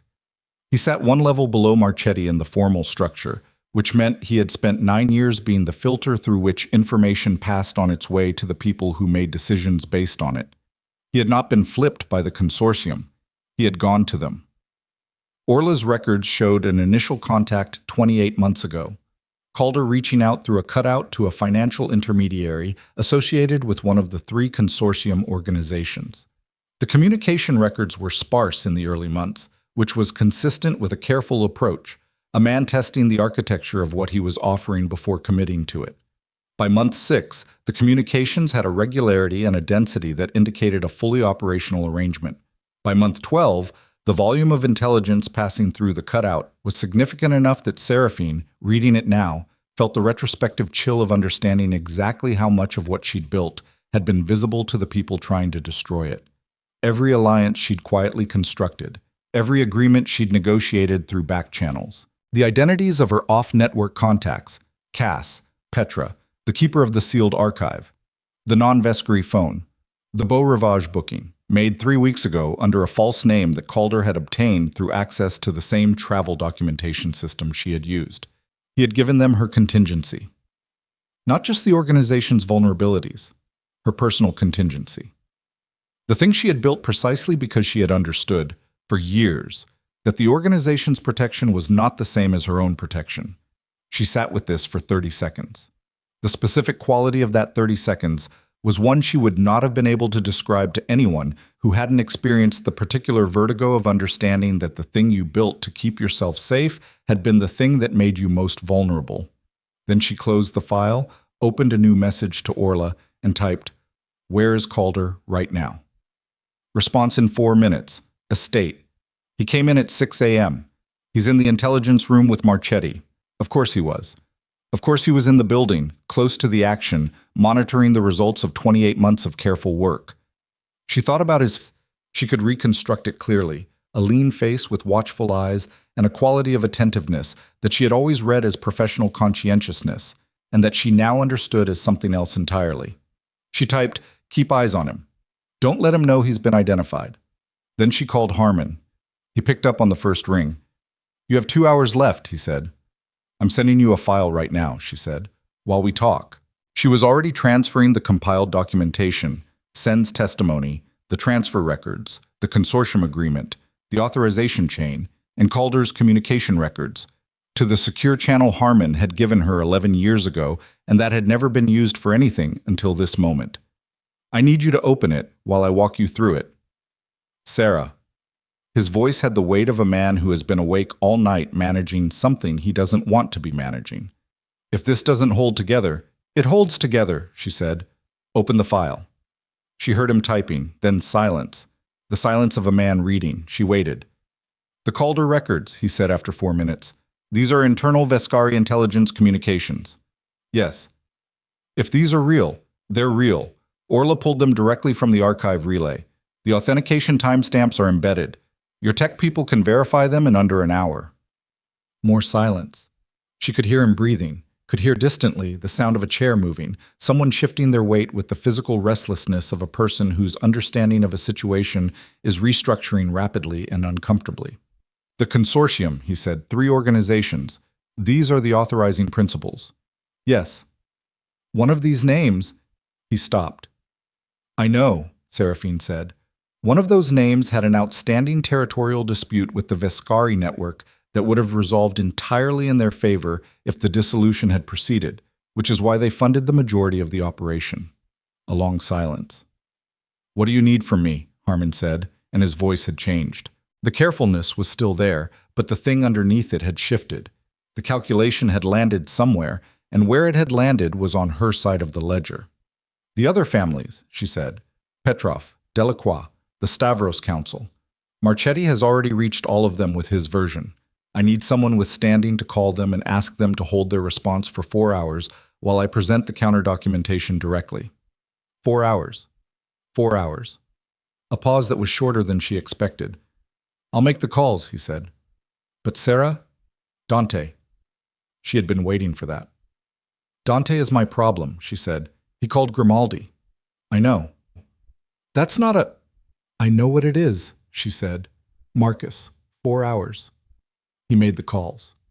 At 8:47 in the morning, Seraphine walked into the lobby of the Vescari estate. She walked in through the front entrance, which was either the bravest thing she had done in 11 years or the most tactically sound, and the distinction between those two things had collapsed in her mind somewhere during the drive across Geneva. The lobby security, 2 men she recognized who had worked the estate entrance for years, looked at her with the specific expression of people who have received contradictory instructions and are trying to determine which set takes precedence. She looked at them with an expression that resolved that question without requiring words. They stepped back. She walked through. The estate in the morning light was a different building from the summit venue of the night before. The chandeliers were off. The ballroom doors were closed. The catering staff had cleared the tables, but the room still carried the particular atmospheric residue of a large gathering recently dispersed. Something in the air that was part cologne and part tension, and part the specific electricity of hundreds of people having been in a confined space for a charged event. She knew the building's layout with the specificity of someone who had spent 11 years in and out of it. She knew which corridors connected to which wings, which staircases were used by staff, and which by principals, where the intelligence room was relative to Dante's private office, and where Marchetti would be likely to position himself if he knew she was in the building. She was counting on the fact that he didn't know yet. She had approximately 4 minutes before the lobby security reported her entry to someone who would report it upward. She moved quickly. The intelligence room was on the 2nd floor, East Wing, a room that had been converted from a library sometime before Dante's tenure and that retained the library's original shelving on 3 walls, while the 4th wall had been replaced with a bank of screens and communication equipment. Seraphine had been in this room hundreds of times. She had sat at the central table and reviewed intelligence summaries and asked questions and provided context that shaped how information was interpreted and acted upon. She pushed the door open without knocking. Calder was at the central table with 2 monitors open in front of him and a coffee cup at his elbow. Marchetti was standing at the far end of the room with his back to the door, looking at a screen. A third man, younger, someone she didn't recognize, which was itself information, sat near the equipment bank. All 3 of them turned when she entered. Calder's face did something that lasted less than a second before he controlled it. In that less than a second, she saw it. The flicker of something that was not surprise exactly, because a man in his position was always modeling scenarios, always maintaining a background calculation of contingencies. What she saw was the specific expression of a contingency arriving earlier than modeled. Then it was gone, and his face was professional and still. "Seraphine," Marchetti said. He straightened. His hand moved slightly toward his jacket, and then stopped because she was already in the room, and the geometry of the situation made certain responses impractical. "You shouldn't be here." I'm going to need the room, she said. Except for Calder. Silence. I'm sorry? Marchetti said. You and... She glanced at the younger man. Whoever that is, I need you out of this room. Right now. Marchetti's face went through several things quickly. Seraphine, you need to understand that your access to this facility has it. She looked at him with a directness that was not aggressive and was not friendly and contained nothing he could use. Has Dante formally revoked my access? In writing, with witness signatures the way the family charter requires for revocation of spousal standing. A beat. Because if he hasn't, she said, then I am still, technically and legally, within the terms of the Vescari family charter, a principle of this organization, and I am asking you to leave this room. She was not certain this argument would work. She was certain that Marchetti, who was many things including compromised, was also a man who had spent his career in an organization where procedural legitimacy was the difference between an action that could be defended and an action that created liability. She was betting that the instinct to avoid procedural exposure was strong enough to override the instructions Vivian had given him for approximately the 4 minutes she needed. Marchetti looked at her for a long moment. Then he looked at Calder. The look that passed between them was brief and contained more information than most spoken sentences. She filed it, confirmation, if she needed it, of the operational relationship between them. Marchetti walked out. The younger man followed. The door closed. Seraphine and Calder were alone. He looked at her across the table. His coffee cup was still steaming. His hands were flat on the table surface, relaxed, which was either genuine or a very practiced performance of it. I was 44 years old and had the specific stillness of a man who had spent years making himself unreadable and had gotten very good at it. You know, he said. Not a question. Since 4:51 this morning, she said. He nodded slowly. Something in his posture adjusted. Not much, a fractional release of something he'd been holding. She recognized it as the adjustment of a man who has been maintaining a performance and has been told the performance is over. Sen, he said, among other sources. He looked at his hands. How complete is it? Complete enough. She sat down across from him. The table between them was the same table she had sat at for years, reviewing intelligence that he had been simultaneously passing to the people trying to destroy her. 28 months, Fen. The initial contact, the authorization chain, the volume of what you transferred. The consortium's planning timeline. I understand now why certain things moved the way they did, why certain agreements took longer than they should have, why 2 specific external interventions that should have been preventable weren't. She paused. I kept attributing those to circumstance. He was quiet. Why? She said. It was a genuine question. She had found, in her years of operating in this world, that the motive question was the one most people expected her to skip, to move past it in favor of the transactional, the what do you want, the how do we resolve this. She didn't skip it. The motive mattered, not for any sentimental reason, but because understanding why a person had done something was the only reliable way to understand what they would do next. He looked up. You are always going to outlast him, Calder said. His voice was even, not defensive. Everyone in this building knows that. Dante runs the organization, but you are the organization. And when he's gone, when the succession happens, whatever form it takes, the person who has your trust is the person who inherits the actual network. He held her gaze. I've been with the Vescari family for 9 years. I was never going to have your trust. Not the real kind. You respect competence, but you trust history, and I didn't have enough history with you. A slight pause. The consortium offered me a position in the restructured network. Senior Intelligence Director. Actual authority, not borrowed proximity to it. She looked at him for a long moment. They were going to dissolve the network, she said. There wouldn't have been a restructured... There would have been, he said. A different structure. Under consortium management. The assets, the routes, the territorial agreements, those don't disappear when an organization fractures.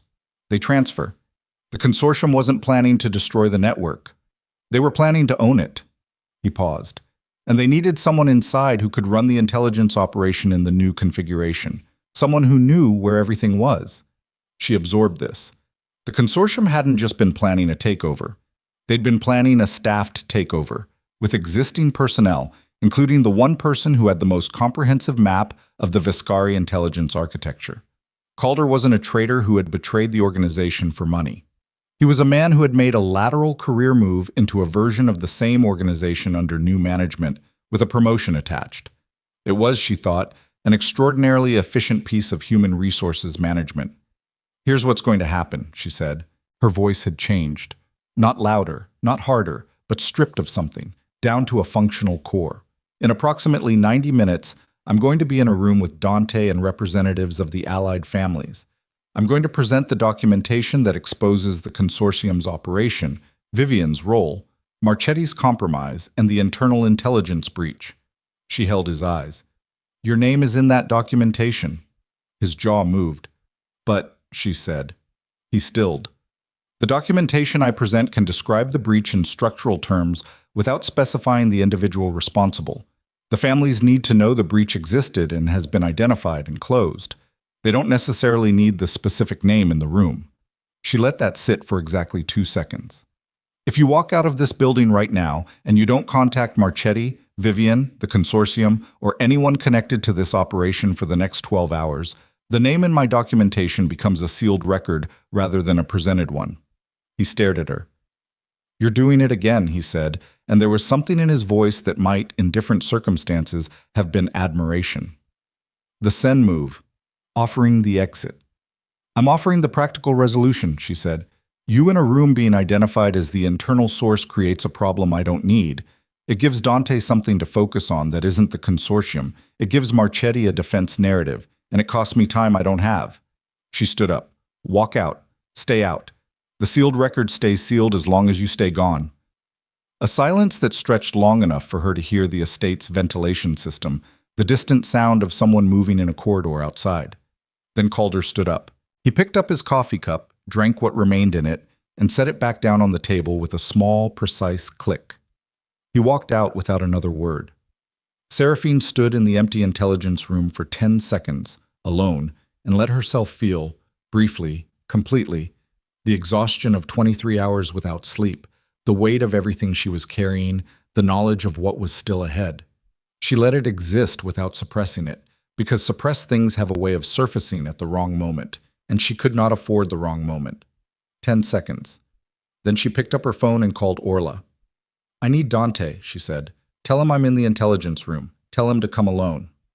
He came in 6 minutes, which told her he'd been nearby, which told her he hadn't slept either.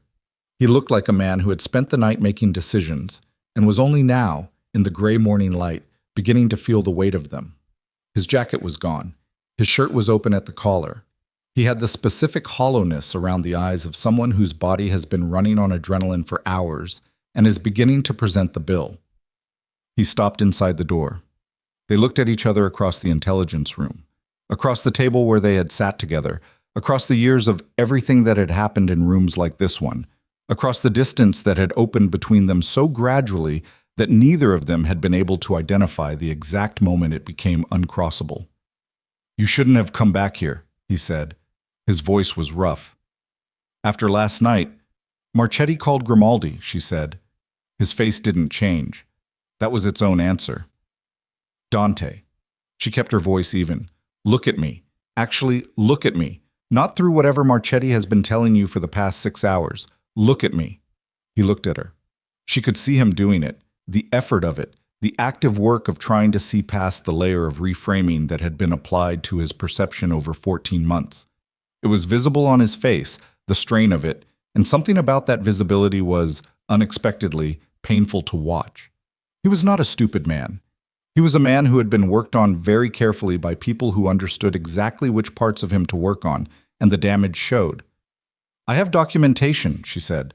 "The full architecture of what Vivian is, who built her, what the operation is actually designed to achieve. I have Sen's testimony, the consortium agreement, the transfer records, and Calder's communication records." She watched his face. "I know you've seen Marchetti's package. I know what it says about me. I need you to sit down and look at what I have before you do anything else." "Calder's records," he repeated. Something shifted in his expression. "What does Calder have to do with—" "Sit down, Dante." He sat down. She opened the laptop and turned it toward him. He read, She watched him read, which was something she had done many times over 11 years. Watched his face move through information, watched him process and react and arrive at conclusions. She knew his reading face the way you know the face of someone you have lived with. The slight forward lean when something caught his attention, the stillness when something landed hard, the jaw setting when something made him angry. He went very still approximately 4 minutes in. He stayed still for a long time after that. When he looked up, his face had the specific quality of a man who has understood something that he cannot understand. Calder, he said. The word came out stripped of everything except the fact of it. 28 months, she said. He looked back at the screen. His hand came up and pressed flat against his mouth, a gesture she had never seen him make before, the gesture of a man physically containing a response he couldn't afford to release. She looked at that hand and thought about 11 years and thought about last night and thought about the call to Grimaldi, and she did not let any of what she thought reach her face. The Petrov shipment, he said, is recoverable. I have the location. I've already been in contact with Alexei. The 12-hour window is still open. You've been in contact with Alexei. His voice was strange, flat and strange. I've been working since I left that ballroom last night, she said. While Marchetti was building his case against me, I was building the actual case. That's what the documentation shows. He looked at her. The look lasted long enough to be uncomfortable, long enough that she could see, behind the exhaustion and the anger and the structural damage of 14 months of careful manipulation, something that was trying to resurface. Some earlier version of how he looked at her, the version that predated Vivienne, the version that had existed when they were something other than what they had become. She did not reach for it. It wasn't the moment for that, and she knew it. There's more, she said. The Allied families have been contacted by Marchetti with a version designed to fracture their confidence in both of us. Harmon has agreed to hold the other families for 4 hours while I present the counter-documentation directly. That meeting needs to happen in, she checked the time, 2 hours and 40 minutes. You organized a meeting with the Allied families, Dante said slowly, without going through the family's official, without going through Marchetti, she said. Yes. Because Marchetti is compromised, and every communication channel that runs through him is compromised, and I had approximately 6 hours to prevent the permanent dissolution of everything you have built before it happened. Her voice stayed level, but something in it had an edge now. Not anger, something harder than anger, the thing that lives on the other side of 11 years of patience. I have been awake for 24 hours. I have been in a room with the financial architect of a plot to destroy this family. I have secured the cooperation of Alexei Petrov's External Affairs Office, the Harmon family's assistants, and a sealed documentation package that can walk every Allied family through exactly what was done and by whom. She held his gaze. And your security chief ordered a professional contractor to end my life. The room was very quiet. Dante's hand had come down from his mouth. It rested on the table now, open, palm down, and she could see a slight tremor in it that she suspected he was not aware of. I'll call Grimaldi off, he said.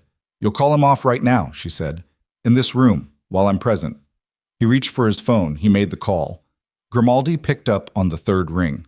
The conversation was short, 4 sentences, the last of which was a code phrase that meant the contract was suspended, a convention the organization used to avoid specificity on recorded channels.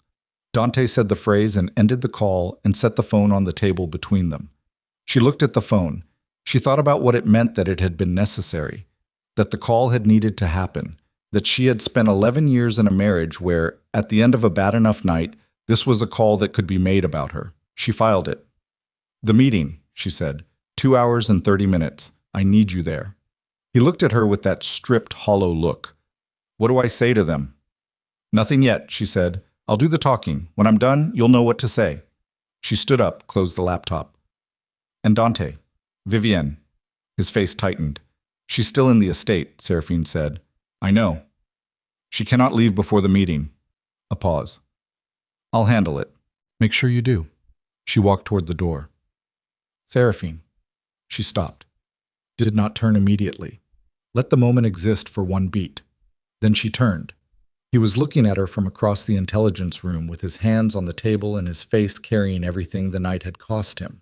The pride, the clarity, the comfortable certainties, all of it visibly gone, replaced by something raw and less certain that she suspected was closer to the man he'd actually been, once, before the years of unquestioned authority had done their work. "I'm sorry," he said. 2 words, stripped of everything except the fact of them. She looked at him for a long moment. "I know," she said. She turned and walked out. In the corridor outside the intelligence room, she stopped walking and stood against the wall and put the back of her head against the cool plaster and breathed. Her heart was doing something loud and irregular, and she gave it 30 seconds to do it, the way you give a storm 30 seconds to pass before you step back out into it. Her phone buzzed. Orla. Vivian's people are moving. 2 vehicles, East Gate, loaded. She knows something shifted. Seraphine pushed off the wall. She typed back with one hand while she was already moving. "Lock the East Gate. I don't care how. 3 seconds. Then Orla. "Done. But Sarah? She's not in the vehicles." Seraphine stopped walking. She's still in the building, and she's armed.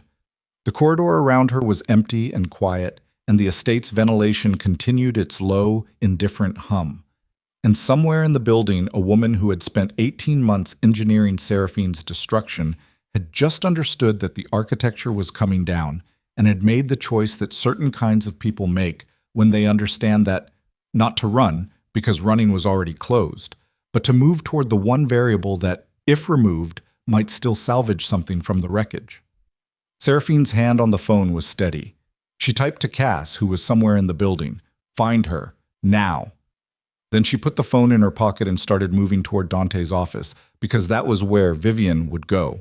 Not to escape, not to negotiate, but to finish the one thing that the whole operation had always required as its contingency: the removal of the person who had just spent 24 hours dismantling everything she'd built. The corridor was long, and the morning light came through the east windows in long, pale strips, and Seraphine moved through them at a pace that was not quite running and was not anything close to slow.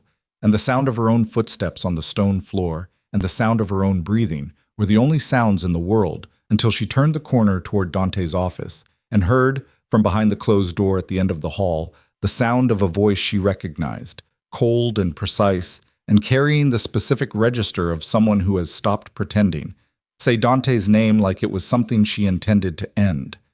Seraphine's hand was on the door handle before the sound of her own decision had fully registered, and she pushed it open into whatever was waiting on the other side, knowing, with the particular clarity of someone who has run out of cautious options, that what happened in the next 60 seconds would determine whether the 24 hours of work she had done meant anything at all, or whether Vivian Cross, standing in a room with a man who had made himself defenseless by finally choosing to trust the wrong person for 14 months and the right person too late, was going to finish what she had come to Geneva to finish. The door swung open and Seraphine took in the room in the single second that the mind allows for full inventory when the stakes are high enough to make every detail matter. Dante was behind his desk, standing, not sitting, which meant he had risen when Vivian entered and had not yet determined what posture the situation required. His face held the specific blankness of a man trying to process a shift that was happening faster than his understanding could keep pace with. On the desk in front of him, his phone, his untouched morning coffee, a pen he had been holding and had set down. Vivian was 6 feet from the desk, angled toward him, and she was holding a small semi-automatic with the grip of someone who had been trained to hold it. Not tightly, not loosely, with the calibrated pressure of a person who understands that tension in the hand translates to imprecision at the barrel. She was still dressed from the night before, the red still vivid against the morning gray of the room, and the Imperium crown was gone from her head. Set somewhere, removed at some point in the hours since the ballroom, and its absence from her head was so complete that it felt like an erasure, like it had never been there. She turned when the door opened. The gun moved with her. Seraphine stopped inside the doorway and did not move further, and did not step back and kept her hands visible at her sides. For 3 seconds, no one in the room spoke. The light coming through the office windows was the flat, diffuse light of a full morning, the kind that shows everything without drama, without shadow, without any of the concealment that darkness offers. It showed the lines around Vivian's eyes that the previous night's composure had hidden. It showed the precise, controlled quality of her stillness.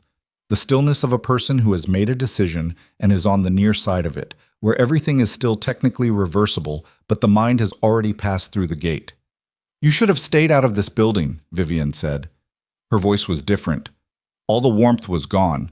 Not that it had ever been warmth exactly, but it had been the performance of warmth, and the performance was over. What was underneath was something cleaner and colder, a functional register stripped of all social engineering, because social engineering required a future to operate in, and she was calculating whether she had one.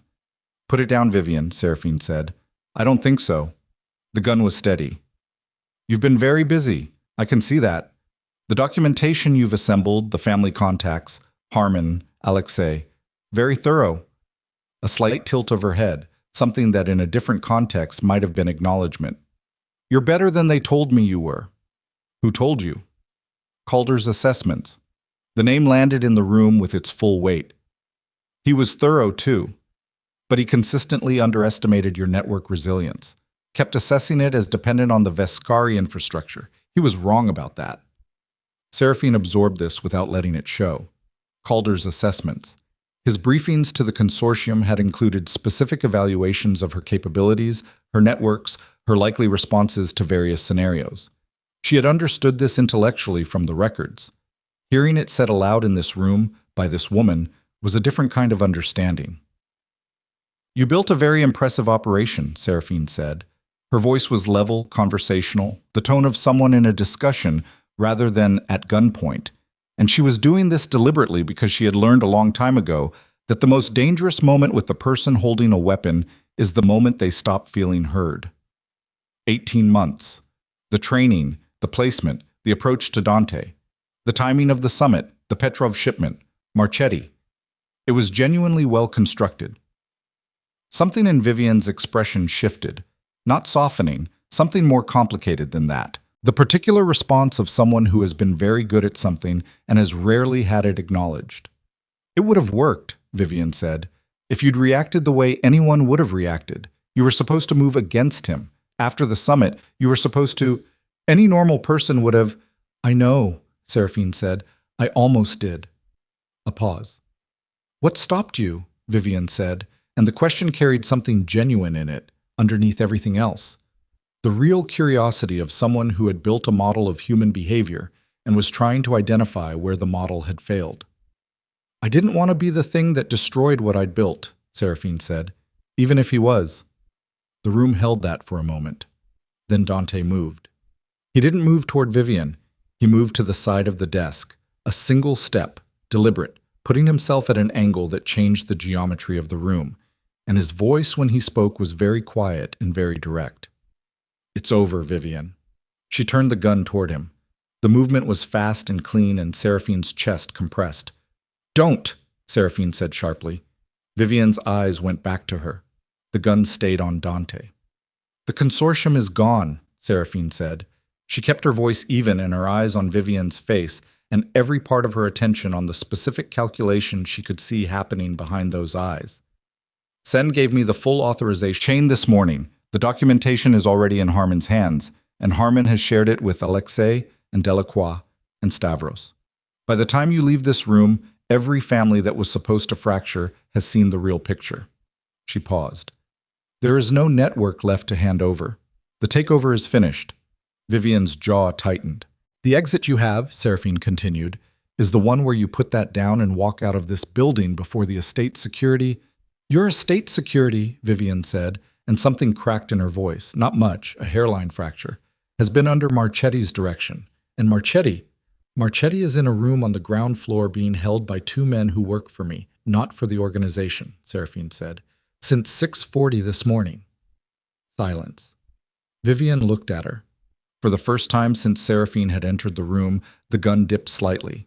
Not down, not lowered, but a fractional loss of the controlled hold, the physical expression of a mind that has just encountered a load-bearing absence where it expected structure. Seraphine moved, not toward Vivian. She moved to the left, a sharp lateral step that took her out of the direct line and put the desk between herself and the gun's angle. And simultaneously she said Dante's name, one word, sharp and directional. And Dante, who had been a violent man in his younger years and had not entirely forgotten what that required of the body, dropped below the desk line as the gun came up. The shot was loud in the enclosed room. It hit the bookcase behind where Seraphine had been standing. A crack of wood and a brief cascade of displaced objects, a framed photograph falling, and then the silence that follows a shot in an interior space, which is a peculiar kind of silence, pressurized, ringing. Seraphine was behind the heavy side chair in the corner. Her heart was slamming against her ribs with the specific violence of adrenaline doing exactly what adrenaline is designed to do, which is to make the body very fast and very clear and temporarily uninterested in pain. She looked around the chair's edge. Vivian was repositioning, moving toward the desk, trying to reestablish a line of sight. Her face had crossed over into something that was past calculation now.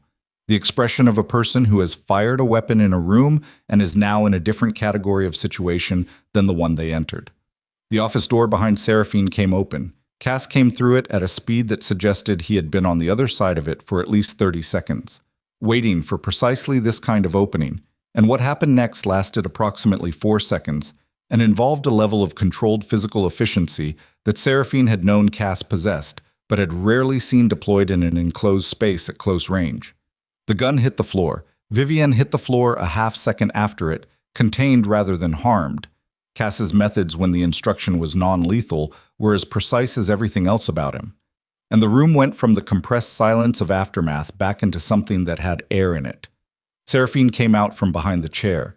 She looked at Vivian on the floor, breathing, conscious, held, her red dress incongruous against the dark wood. The composure of 18 months finally and completely gone, replaced by something that was human and frightened, and not very different from how anyone looks when everything they built collapses in a single morning. Then she looked at Dante.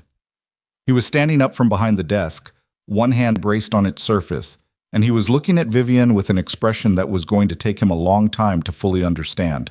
She could see the layers of it. The anger, yes, but underneath the anger something that was closer to grief, the specific grief of a man who has understood very clearly what he chose and what it cost, and that the two things were directly connected. He looked at Seraphine. She looked back at him. Neither of them said anything for a long moment. There was nothing to say that the room hadn't already said. "Get her out of here," Seraphine said to Cass. He did. The meeting with the allied families happened at 11 in the morning in the estate's formal conference room, with representatives of 6 organizations seated around a table that was built for exactly this kind of gathering, large enough for everyone, neutral enough for no one to feel it belonged to someone else. Seraphine sat at the head of it. Dante sat to her left. He had changed his shirt. He was composed in the way that very tired people are composed when they have decided that composure is the only thing left that they can offer. He said nothing during the first 40 minutes. He didn't need to. Seraphine walked them through it in the order that made structural sense. The consortium's formation, the 18-month timeline, Vivian's placement and operation, Marchetti's compromise, Calder's role described in the structural terms she had promised, the Sen documentation, the Petrov shipment's location, which had been confirmed and recovered by 6:30 that morning through a logistics team Orla had coordinated. She presented it the way she had always presented difficult information to this kind of room, without drama, without appeal, with the specific quality of a person who trusts the material enough not to perform it. Alexei Petrov's representative, not Alexei himself, but a senior man named Voss who carried the full weight of the St. Petersburg organization's authority, listened without interrupting and then asked 3 questions, all of them precise, all of them aimed at the same thing, the integrity of the existing agreement going forward. Whether the breach in the logistics route constituted a fundamental violation of the trust architecture. Whether the Veskari organization, given what had been demonstrated about its internal security, could be considered a reliable partner going forward. Seraphine answered all 3 questions directly. The third one she answered by opening the documentation from Calder's records, the structural description of what had been compromised and what had not, and pointing to the specific elements of the Petrov agreement that Calder had not had access to because she had, 18 months ago, constructed that particular agreement through a channel that didn't run through the intelligence room. She had done this without knowing about Calder specifically. She had done it because she always built redundancy into anything that mattered. Voss looked at the documentation for a moment. Then he looked at her. "You built the safe channel before you knew you needed it," he said. "I always assume I'll need it," she said. He nodded once. The nod of a man who has heard something that changes his assessment of a situation. Marcus Harmon spoke for the first time. He was sitting across from the Petrov representative, his large hands flat on the table in front of him, and his voice when he spoke had the quality of a man who has been sitting with something heavy for several hours and has decided what to do with it. "The question I have," he said, "isn't about the consortium. That's answered." He looked at the table, then at Seraphine, then, with a deliberateness that the whole room registered, at Dante. "The question I have is what this organization looks like going forward.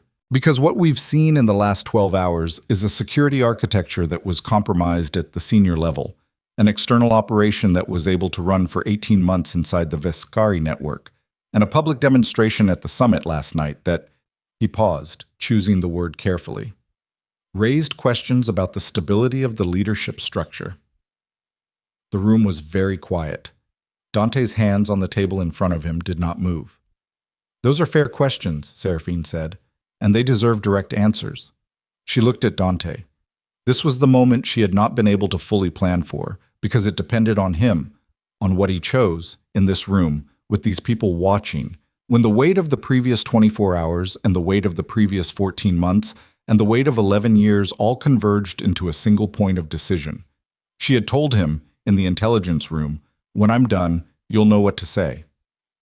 He looked at the table for a long moment. Long enough that the room's silence became textured, full of the particular attention of people who are watching a man decide something. Then he looked up. He looked at Harmon, at Voss, at the Delacroix representative, at the faces around the table, and his voice when he came was quiet and carried the specific weight of something that has been stripped of its performance coating and is down to the material underneath.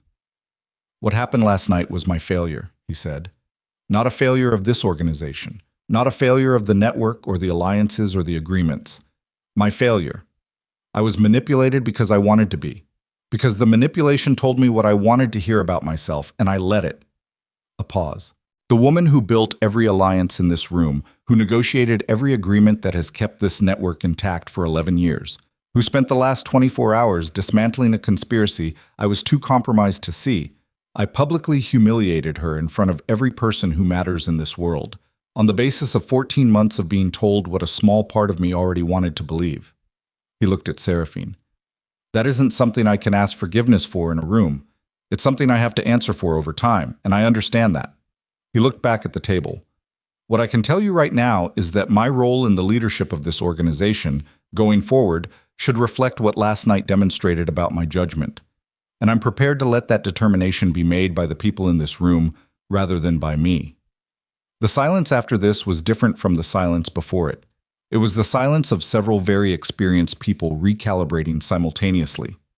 Harmon looked at Seraphine. Voss looked at Seraphine. One by one, around the table, the representatives looked at Seraphine, not with the deference of people following a protocol, but with the specific attentiveness of people who have just watched a man voluntarily step back from power and are now looking at the person the space was created for. Seraphine looked at the table for a moment. She thought about the crown, which was somewhere in this building, removed from Vivian's head at some point in the night's events, its location currently unclear to her, which was its own kind of statement about the difference between the object and what it represented.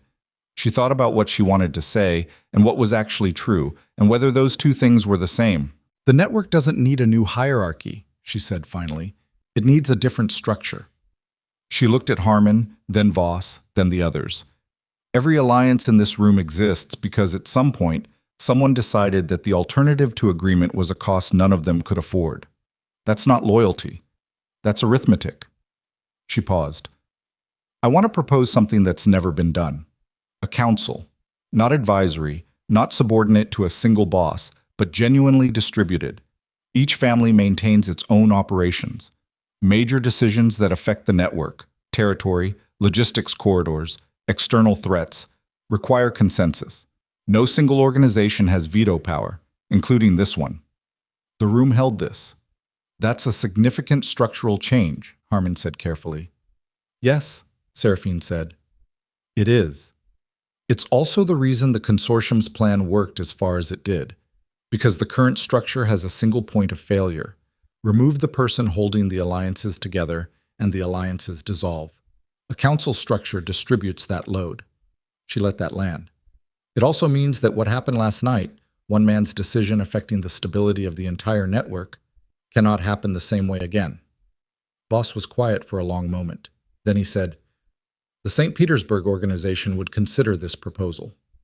Harmon said, "So would Chicago." Around the table, one by one, the representatives indicated their willingness to consider it. Not agreement, not yet. The details of a restructuring of this magnitude would take months of careful negotiation, but the opening of a door that had not previously existed. The meeting ended at 1:14 in the afternoon. Marchetti was removed from the organization that afternoon. The process was not dramatic. The paperwork of such things never is. But it was complete, and it was witnessed, and it was permanent. He was escorted from the building by people who had no existing loyalty to him, and was informed, in terms that were courteous and absolutely clear, of the conditions of his departure. Vivienne was transferred to the custody of a consortium of 3 families who had sustained direct harm from her operation and who would determine, through their own processes, what that harm required in response. Seraphine had negotiated this rather than a simpler resolution because she understood that the families needed to participate in the outcome, needed to feel that the accountability was real and distributed, not handled privately in a way that could later be questioned. She did not feel, handing over that responsibility, any particular satisfaction. She felt the specific flatness that follows a period of extreme sustained effort when the effort is no longer required. The body and mind suddenly returned to themselves, slightly surprised by the return. Sen left Geneva that afternoon, in possession of the piece of paper from his legal pad, and disappeared into whatever reduced version of his life the agreement permitted. She did not expect to encounter him again. She thought she probably wouldn't. Calder was already gone. At 3 in the afternoon, Seraphine found the Imperium crown. It was in the small room off the main corridor that had served as a temporary storage space during the summit preparation, a room full of folded table linens and extra place settings, and the miscellaneous material of a large catered event. The crown was sitting on a shelf between 2 stacks of folded napkins, as if someone had set it there absently or deliberately. She couldn't determine which. She stood in the doorway of the small room and looked at it. It was exactly what it had always been, a very old and very heavy piece of worked metal, intricate in its construction, carrying the weight of history and the weight of what history had accumulated around it over generations. It was not beautiful in a simple way. It was the kind of object that accumulates meaning the way a place accumulates memory, not through any intrinsic quality but through the density of what has happened in its presence. She went in and picked it up. She held it in both hands and looked at it for a long moment in the small quiet room with the folded linens and the afternoon light coming through the single window. She thought about the ballroom, about the 3 seconds of eye contact with Dante as he lifted it from her head, about the walk out of the room, the pace of it, the deliberate pace, the choice to leave rather than to stay and fight for a symbol in front of people for whom the symbol was the message. She had been right to leave. She had known that then, and she knew it now. The leaving had been the first move in the sequence that had led here, to this room, to the documentation that had been assembled and presented, to the council proposal that had been heard. But knowing you were right doesn't make the thing that happened to you not have happened. She carried the crown out of the small room. She found Dante in his office, which had been set back in order. The fallen photograph returned to its place, the displaced objects of the morning's confrontation tidied away. The evidence of what had happened visible only if you knew specifically where to look, which she did. He was sitting at his desk, not working, just sitting, in the way of a man who has nowhere to be yet and is not sure what to do with that. He looked up when she came in. She set the crown on the desk between them. He looked at it. Something moved through his face. "What happens now?" he said. "Not about the crown specifically, about all of it." "The council proposal goes into a formal negotiation phase," she said. "That'll take 3 to 4 months. Harmon will coordinate the preliminary structure. He has the most experience with multifamily governance from the Chicago years." She sat down across from him. "The internal security structure needs to be rebuilt from the intelligence room level up. I have someone in mind to oversee that, someone outside the existing hierarchy, no existing loyalties to manage." "And the organization," he said, "who runs it while the council structure is being built?" She looked at him. "That's a genuine question," he said. "Not He stopped, restarted. I said what I meant in the meeting. My judgment is compromised. I know that. What I don't know is whether stepping back means stepping away entirely or whether there's something that makes sense in between. She considered this for a moment. There's a role, she said carefully, for someone who knows the internal operations, the history of specific agreements, the personalities involved, the informal relationships that don't appear in any formal record. That institutional knowledge has value, especially during a structural transition. She paused. That role is different from being the boss. It's a support function. Subordinate to the council when the council is established. He absorbed this. You're telling me I can stay, he said slowly, in a reduced capacity. I'm telling you there's a role that would be useful, she said. Whether you want it is your decision. He looked at the crown on the desk between them. And you, he said. What's your role? She picked up the crown. She turned it in her hands once, feeling the weight of it, the specific familiar weight, and then she set it back down, but not in the center of the desk. She set it to the side, out of the direct space between them, not prominent. I'm going to chair the council, she said, when it's established. That's not a title that means what the crown meant. It's a working role, administrative authority, not symbolic authority. The council has to believe in the structure, not in a person. She looked at him directly. Which means the crown, as it's been used, is retired. What it represented was necessary at a certain moment in the network's history. I don't think it's what the next phase needs. Dante looked at the crown for a long moment. Then he nodded. It was a small nod, very quiet, the kind that doesn't perform anything, just indicates that something has been understood and accepted, and there's nothing left to argue about it. 11 years, he said. She looked at him. I know what I had, he said. I knew it while I had it. He stopped.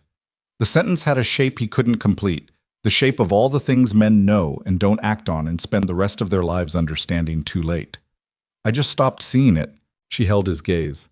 I know, she said. It was the second time she had said those words to him today, and they meant something slightly different this time. Not the acknowledgement of an apology, but the acknowledgement of a truth. The particular truth of two people who had built something together and then broken it, and were now sitting on the other side of that breakage, taking inventory of what remained. What remained was complicated and imperfect and human, which is to say it was honest in a way that the 11 years of surface composure had sometimes prevented them from being. What happens to us? He said. The question sat in the room. She thought about it, really thought about it. Not the diplomatic answer, not the practical answer, but the actual answer, the one that lived below the level of the council structure and the family charter and the operational decisions. I don't know, she said. He looked at her.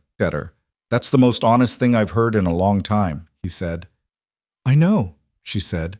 And this time there was something in it that was almost dry, almost the trace of the humor that had existed between them once, very early, before everything had accreted over it. He almost smiled. The almost of it was visible. She stood up. She picked up the crown from the side of the desk, not wearing it, just carrying it, held at her side with a casualness that was its own statement, and walked toward the door. Seraphine. She turned. He was looking at her with the specific look of a man who has a great many things he wants to say and has finally understood that saying them is not the same as having earned the right to be heard. You'll be good at it, he said. The council, the new structure. A pause. Better than I ever was at any of it. She looked at him for a long moment. I know, she said. She walked out.